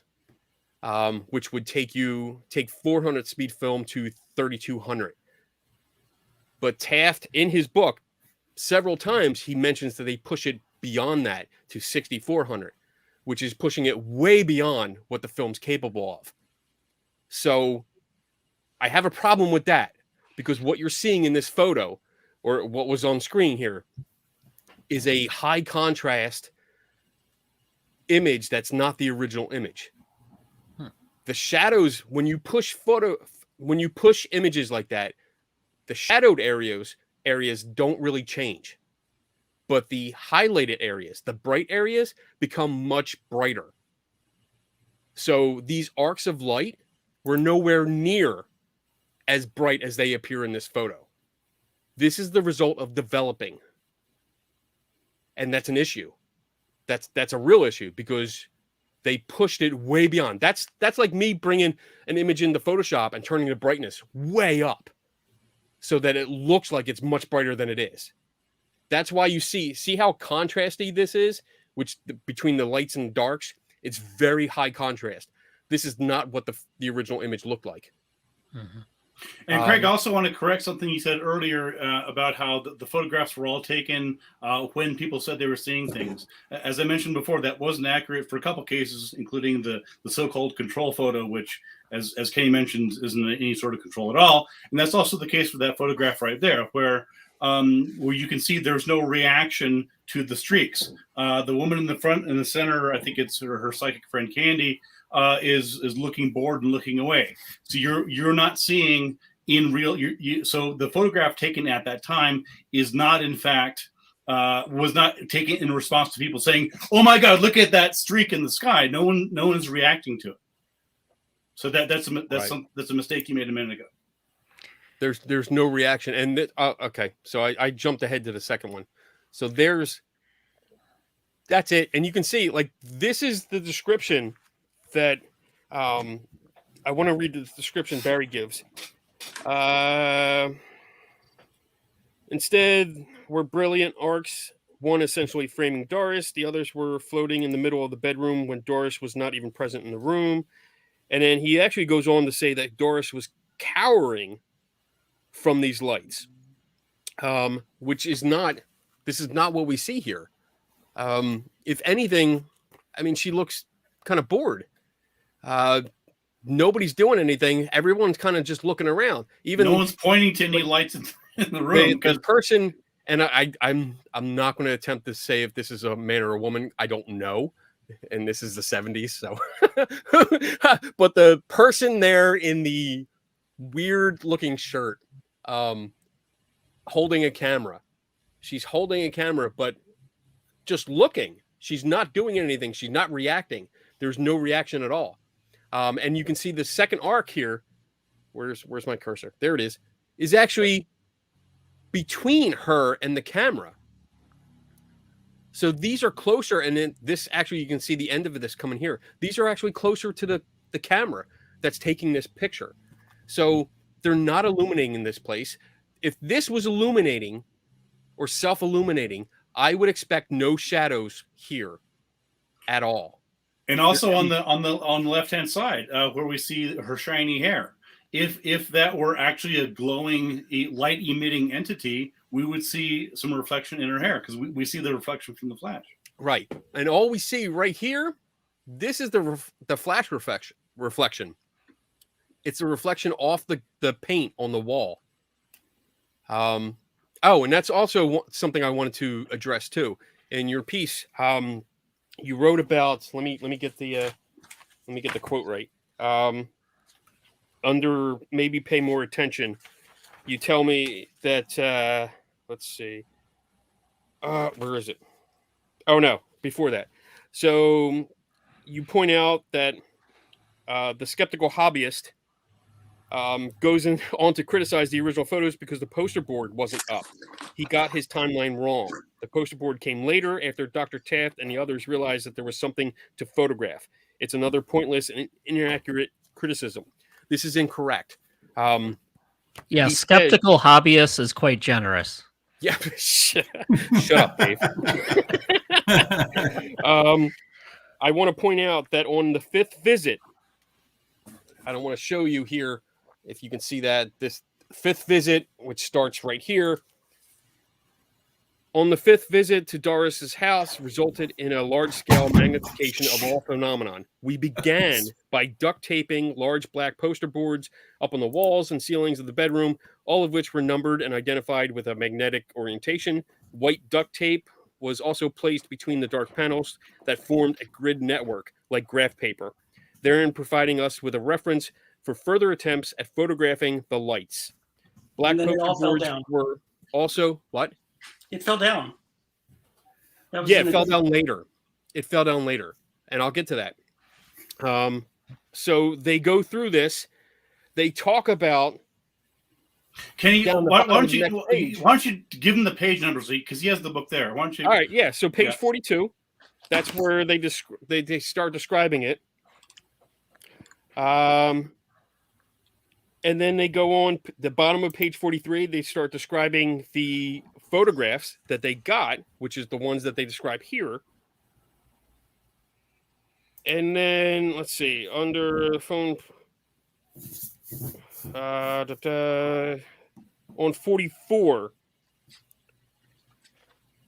It's on page 44. It says although remaining unexplained brought our fifth encounter with Doris's house to a close. At least we assumed it did. The next evening, so the next day, we received a frantic phone call from Doris informing us that all the black poster boards that we carefully taped up on the walls and ceiling had been torn down. That literally all hell had broken loose that afternoon, which apparently climaxed at one point with the poster boards. And they talk about going in and putting them back up. So I did not get the timeline wrong. The timeline was according to Dr. Taft's own writing. I just wanted to clarify that. Okay, thank you. Craig, I'm curious as to because you seem to be very, very almost indignant at the lack of scholarship and research. I'm wondering how, and I, with all due respect, you've made several. I'm counting at least 4 or 5 serious errors that we've highlighted and demonstrated to you. I'm wondering how you could have gotten that so wrong. I mean, in a piece that is pointing out the criticisms that you think that we made, how did you mangle this so badly?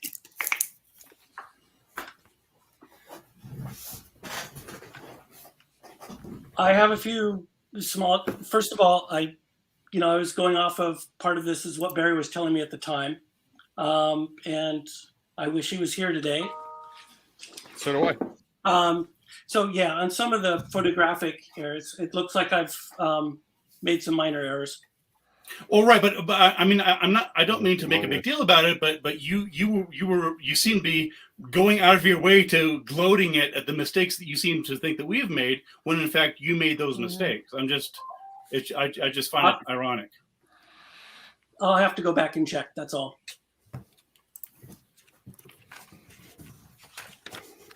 All right, okay. Tim, do we have any other questions we want to finish up with? Yeah, I have one point I want to address too. One yes, last sir. point. In your article, in your piece here, Craig, you mentioned you single out a quote about Vance, Adrian Vance, who was the author, or he was the editor of Popular Photography at the time, and you pull out a quote here saying that, let's see, the entity photos were vetted by an expert of the time, Adrian Vance, editor of the West Coast edition of Popular Photography, in keeping with the skeptic tradition of interpreting everything in the worst way possible. He uses the quote from Vance and turns it on its head. The quote is, as for Vance giving his opinion on whether the photo shows an apparition, he merely writes, it now appears to them that they have some success. Vance, 1996. That's my citation. This does not appear to be an enthusiastic endorsement of the photo's authenticity as depicting some unknown energy. Then you go on to say it was the photographer's job to merely rule out artifacts as an explanation, not vet the pictures as paranormal. I want to point out that you took that quote out of context. You took it out of a paragraph because the first part of that paragraph is about the article, because it says, and I'll read you the part of the paragraph that was left out.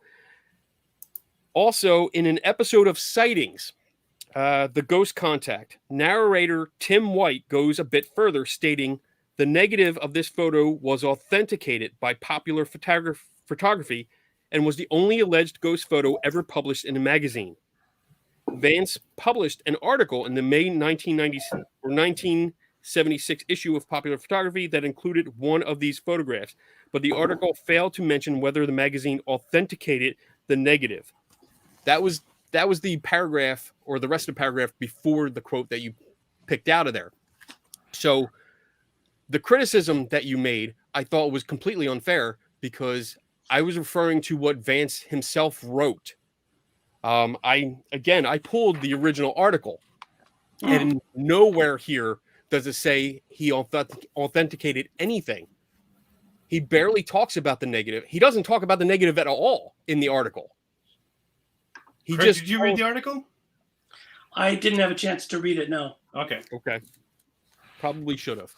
I'm not trying to be mean, but you probably should have before criticizing. Okay. So we got Taff evaluated based on poltergeist. What if Doris was misattributing the entity that attacked her? And I'm kind of wondering where we were talking about that. If maybe she possibly, I'm kind of guessing, Tiffany, so correct me if I'm wrong. She had been attacked and was just misattributing the actual physical attack that was real to an entity. I can maybe talk a little bit about that. I mean, in this case, I mean, it was difficult for Taff, and to be fair, I mean, this was difficult for them to. I mean, look, in my article, I do criticize Taff and Gaynor because, again, honestly, I'm not saying this to be mean. It was a half-baked investigation. It just was. Even the information that we have, you can say, well, the hardcore documentation is in a storage unit somewhere. That's fine, but even the stuff that we do have there's just not much there. It's very elusive. But to give them credit, this was a difficult case. Byther was, she was an alcoholic. She had mental problems, which unfortunately Taft acknowledges they didn't even dig into. So there's a lot of things going on here. And so it would have been very difficult for them to prove that, right? And so if she tells them that, 2 or 3 weeks earlier, she'd been sexually assaulted by 3 formless entities that seemed Asian, and there's different descriptions. What do you do with that, right? I mean, you can look at bruises, but there's nothing to go on. And so I don't blame them for not, for not getting to the actual total truth of the spectral sexual assault, if in fact it happened at all. And again, I don't know. And this is one of the points I made in the piece, is that what happened in the case, we don't know, because it wasn't properly investigated to begin with. Or if it was, we haven't seen the documentation, and hopefully Taft will provide it at some point. So the most likely explanation that I came up with, and Taft basically agrees, as do the others I quoted, was that she probably was dealing. Again, she had psychological problems, and she may have interpreted some sort of nighttime visitation or sexual dream or something. In as I talk about in briefly at the end of my piece, there was some speculation, even by De Filita, who wrote the original script for the entity, that there may have been some sort of, and Taft acknowledges this. I mean, he talks about this. There may have been some incestuous fantasies going on between Doris and her children, who were teenage boys. There was a girl too, but the boys as well. So again, it's you can't blame Taft for not digging too deep into that, because there's not much to go on. Okay, I think that discussion kind of answers the next two, but I'll just touch on it. Can we talk about the sex whorehouse orgy that Ben Radford discussed and how Taft ruled out? John's always wanting to talk about the whorehouse sex orgy. All right, well, Jesus. Is it Sunday? Is Saturday already? Yes. Okay. So briefly, in my article, I do have a section on again trying to put Doris Byther's claim in a broader context, both historical, cultural, and folkloric, in terms of other examples of people who claim to have sex with ghosts or unseen entities, including the rock singer, pop singer Kesha, and other people as well. And yes, there have been, as sort of Dave touched on a little bit earlier, there have been reports of ghostly sex, ghostly orgies. I, unfortunately, in all of my years investigating, have not come across any. If Kenny has any leads or anybody else does, I would be happy to indulge. But yes, there were. Again, a lot of them are obviously they're folkloric. There was one place, I think it was in Scotland, that was supposed to be the ghost whorehouse, where wicked specters from across the UK would gather to have ghastly orgies. And I can only imagine what those might have looked like. You know, it's amazing how it doesn't matter what we're talking about. This show can devolve. There's always another layer to go down. Always something. I think. Right. Yeah. I wanted to show something too with the photographs. I know, Craig, you didn't touch on the Polaroids, but that was one of the main things that I did touch on, and I want to show this. This was, hopefully you guys can see this. This was taken today. This is a Polaroid with my SX70 that I have. This was taken today it was complete darkness with the flash. And I just wanted to show you, this is a mannequin that has facial features. It has painted on lips. It has painted eyes, but you can't see them. Mm-hmm. And that's because the flash and the overexposure, the compensation of the exposure control, which is really cool. I'm glad I actually got to use this. But I actually used the flash. And then if you want to see here, other side. So right here, there's a dial. You can see it changes from black to white. That changes the light compensation, the exposure control. So there's a focus ring over here. You can see the lens turning now. Mm-hmm. So it's possible you can make a mistake, because if you're using this, and this is an awkward camera to use, I will say that outright. It's awkward to use, but you can actually go up here like this and think that you're focusing, but you actually turn the dial to overexpose or underexpose. And when you do that, you get a picture like this, where it blows out any kind of features, especially if it's light skinned. When you're taking, and I'm not being racist here, so I don't want anyone going off on me, but you take a picture of a white person with overexposure and a flash, that you blow out all of their features, everything. If they have blonde hair, which Candy, the psychic friend, did have, that gets blown out. But if you have curtains behind you, which is what happened with the photos that we have here, that have a pattern that have light and dark, the dark will show through, but the light pattern won't. The lighter, like the white pattern, won't show through. It'll be overexposed. So I just want to make that clear. I thought for a second you were going to hit the flash button, when you were looking for the. No, dude, yeah, I was kidding me? Squinting. It's you can get film for this now. You still can get film for this, but it's $20 a pack, and that only gets you 8 shots. That's it. And the flash bar, forget it. Like, I have an original flash bar that still works, and I have already used 3 of them. So these are expensive. I think the 2-pack of the flash bar cost me $40. So you know what? When I write about this stuff and research it, and I'm not digging into you, Craig, at all. But if I'm going to do this, I'm putting a lot of money into this. So I'm going to make sure I do right. So if I'm going to report on it, I'm going to have recreations with the original equipment if I can.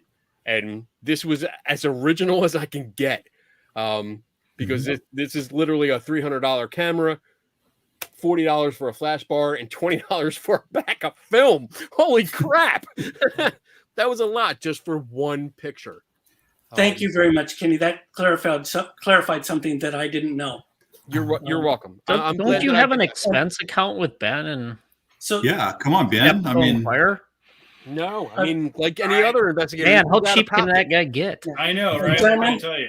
gentlemen, if I could, Sure. I had my booster shot yesterday. I'm dying here, Okay. Okay. and All right. I really have to say goodbye at this point. I'm fading so quickly.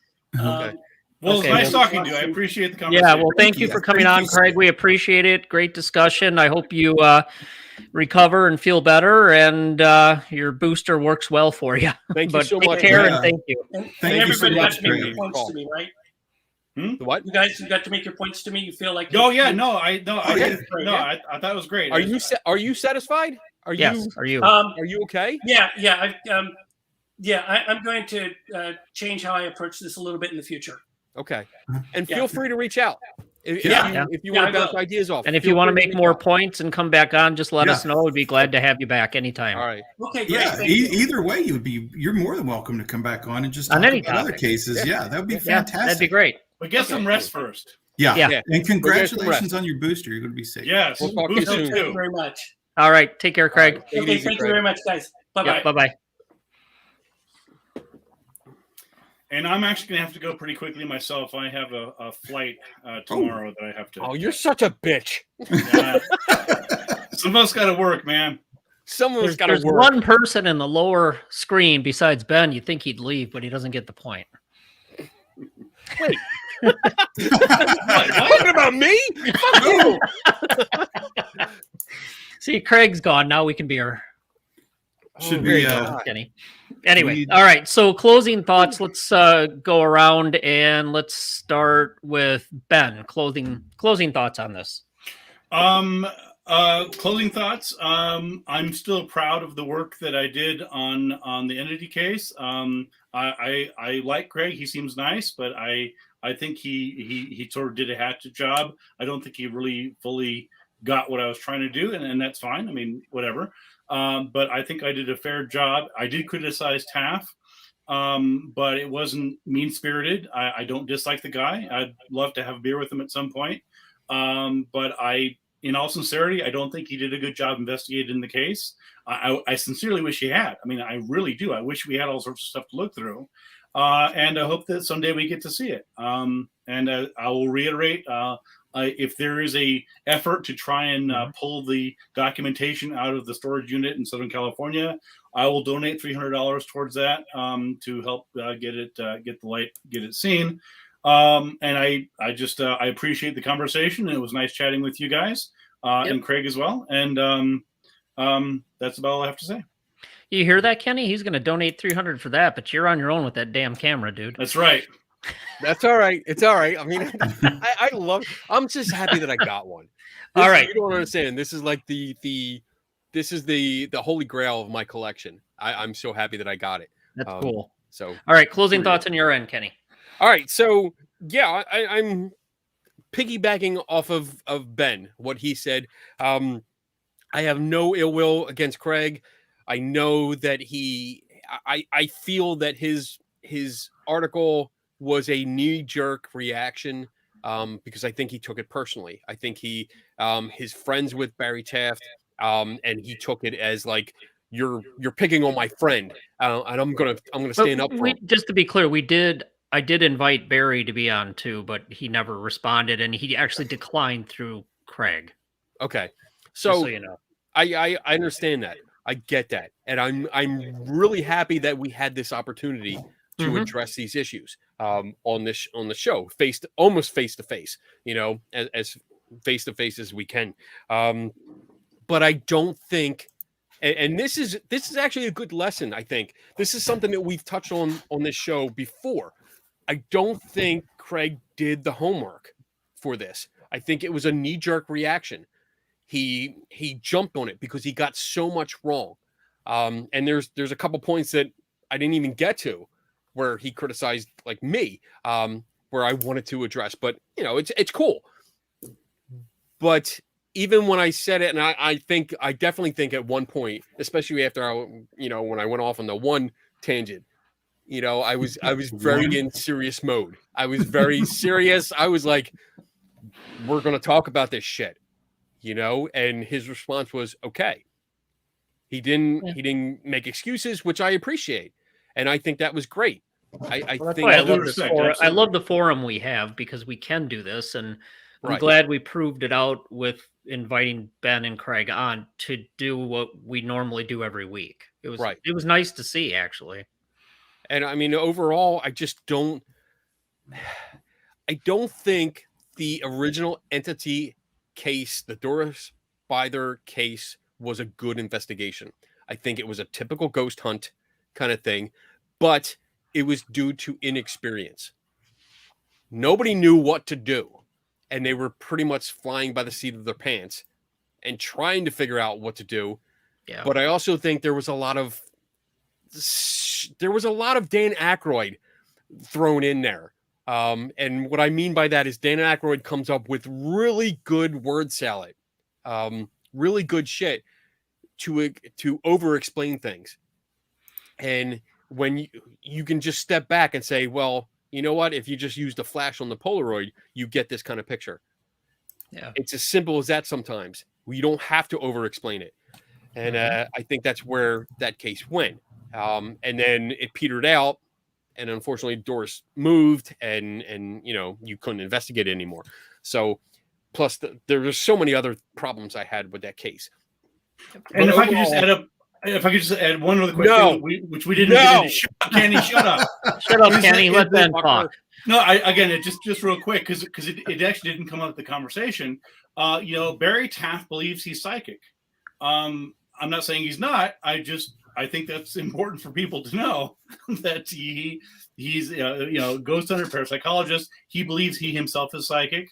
He tried to do seances in my books, investigating ghosts. You know, I have a section on why that's not good protocol.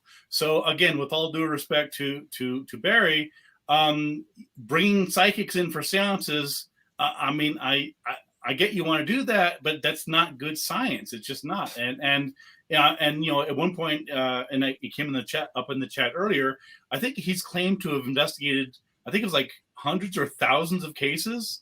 I think I did the math. That's like 3 a week or something. Oh, I mean, wait, we did the math. And I don't want to, are we talking about Barry? Yeah. Okay. I'm not picking on him. Okay. But I want to point out that oh my God, I have everything printed out. See, I actually did my homework for this show because I was like, well, fuck, I'm going to read the shit out of this stuff. I think that came up. That actually, Tim, Kenny, and I were talking about that. And it was funny because then Kenny sent me your bio, Ben, and it's up about thousands of articles. And I laughed. I'm like, damn, that's almost as many cases as Barry Inner is investigated. So according, I believe your references. This is Craig's piece, and he says that Barry has done 4,579 investigations over 50 years. So I did the math, which is, I want to get credit for that because I don't like math. I leave that to Dave. We probably should check this. So divided by, shut the fuck up, bitch. Divided by 50 years, that comes out to 91.58 cases per year. Divided by 52 weeks in a year, that gives you 1.76 cases per week. I guess you have to define what a case is. I mean, as a phone Exactly. call and talking That's to somebody a case, it all depends. I mean, that's what we've done. We don't know in the past, though. When we get large numbers like that, large claims, we do the math. Like when certain people say they have 40 years experience and they're 37 years old. Well, there's another facet to this, right? Is again, let's assume that's totally true, and that Barry has somehow decides he's only asleep for 4 hours a night, and he does 1.7 cases a week for that long. The question still comes up: why is this his best known case, and presumably his best documented, and we haven't seen it? No, I think it's a fair question. I mean, very fair. Again, I mean, you would think that if he's done 4,000 cases or something, Yeah. Presumably, all of them are less documented and lower profile than this. And this one was not well documented, so I'm like, no, you're right. It kind of bites him in the ass. Yeah. So anyway, And I mean, I'm totally sincere with my offer. I will sincerely go definitely. to that garage or shed or whatever and go through and digitize everything. I'll do that. Good. All right, I'll go next, and then we'll leave it up to Tim to close us out and finish up here tonight. I think it was a good discussion overall. I appreciate you all coming on and Craig coming on to, talk about and defend his point of view and the article he wrote about the rebuttal to the articles that Kenny and Ben wrote. So it was nice to have the discussion, let everybody get their viewpoints across. I know when we originally stumbled across Craig's article, I sent it to Tim and Kenny, and we're like, oh, we should bring this up as a topic on the show. And then I suggested we should probably have Craig on. If we're going to ask Ben to come on, we should probably have Craig come on so he can, express his point of view and discuss it with us. So I'm glad that happened. I think it went well. I think the audience, our listeners, had a good time. It looks like from the comments they enjoyed that. My take on the entity case is you might maybe find it surprising based on the way I was questioning certain things with you two, Kenny and Ben. Geez, now I'm combining you two. Oh God. Anyway, sorry. So are the two of them but like I baby? don't think this was a well investigated or documented case, and there's a reason why this case is not referenced and talked about in the parapsychological literature. There's a reason why it isn't reviewed. There's a reason why it isn't used as a good sample case. Even within the parapsychology community, you don't see it. You just don't see it. This is not a good reference case. And there's a reason for it. And it's a lot of the reasons we talked about. You look at some of the other poltergeist cases in the literature, and there are 30, 40-page reports with dates, times. There's multiple publications. They've taken those cases, combined them with others, and they're able to pull out statistics and characteristics. And there's just been a lot more quality cases, reports. We don't know if this was a quality case or not. We just don't know. So to me, I read a shit ton of journal articles in the parapsychology publications and anything that has to do ghosts, haunt, poltergeists, academic wise. And this one, you don't see it. And there's a reason for that. There's absolutely a reason for that. So anyway, good discussion. Appreciate Ben and Kenny and Craig coming on, and I'll leave it at that. Okay. I want to reflect on, I think, Tom here. I'm going to put up his statement. What a champ. I'll kind of leave more positive. He did come on. I think it was really good that he said he had done things probably on a whim, for lack of he did things incorrectly. And I appreciate that. I appreciate someone saying, yeah, I didn't do that right. I messed that up. And I understand it doesn't necessarily take away everything that he had said in the article.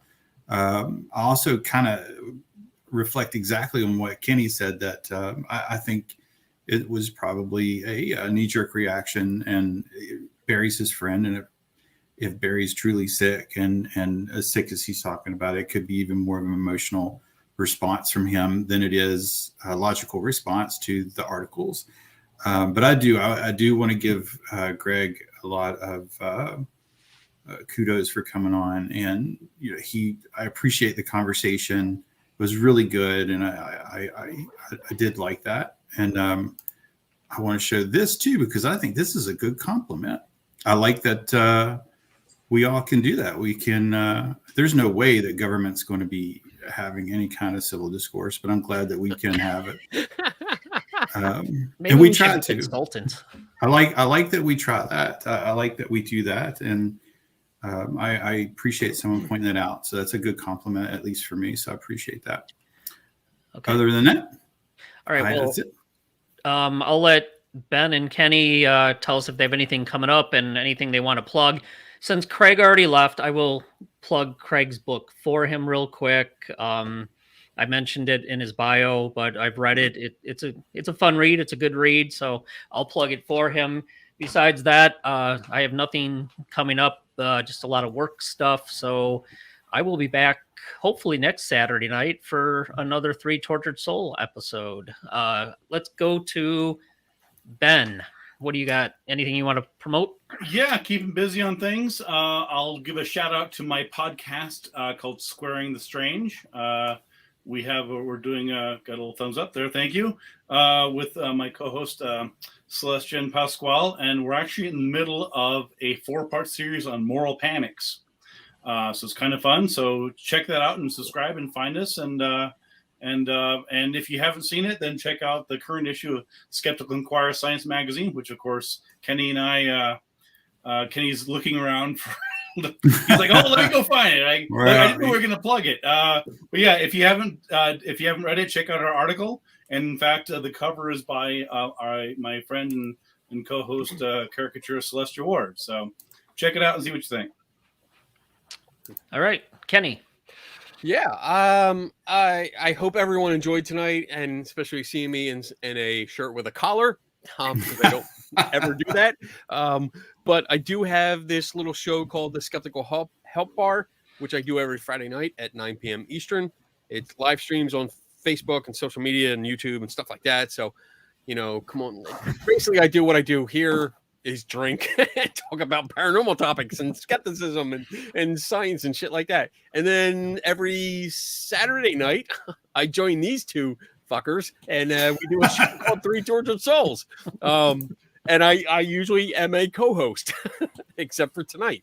And then I think next week, December 9th, I'll be in a podcast called Crossroads, which I think streams to Facebook. It's a more of a ghost hunting kind of related show, but I'm going to be on there. I know the hosts, and they like to have me on once in a while. Other than that, you can check out my articles in Skeptical Inquirer. You can check out my videos that I do for Skeptical Inquirer. And then nothing else, because I'm not taking on any more projects for the rest of the year, which is only like 3 weeks. You lie. Whatever. You lie. Shut up, You'll take, something's going to come and you'll take it. Yeah, I know. I always do. I can't help it. There's this book that I've been trying to get done, but I always put it off. And Ben fucking every week he sends me a message. I want to just not count done. So there you go. That's me. All right, Tim. Nothing coming up for me. Just this show, which I absolutely love. It's so much fun, and I get to learn so much. I do want to say thank you to everybody in the chat that watched me almost die as my soul left my body briefly when I thought my chair, how it has the catch. I trusted it too much and leaned back, and I know that you didn't see it, or you would have lost your ever loving I didn't mind. see that. Like I saw it, and I was trying to oh. It was that close, and I love the chat that somebody even said, "Congratulations on your NDE experience there." I got to go back and watch that now. Oh yeah. But that's it for me. So I appreciate it. All right. Well, thanks everyone. Thanks for listening. Thanks Ben. Thanks Kenny. Thanks Craig. And we'll be back next Saturday night. Until then, take care. Stay safe, everybody. Bye-bye. 3 Tortured Souls, 3 Tortured Souls, 3 Tortured Souls. Game is the real, this was the game. Game is the real, game is real. Don't question me. Game is the doubt, game is out. Game is the doubt, ghost everyone. Hiding on TV. 3 Tortured Souls, 3 Tortured Souls, 3 Tortured Souls, 3 Tortured Souls. And for what you say, you'll get better.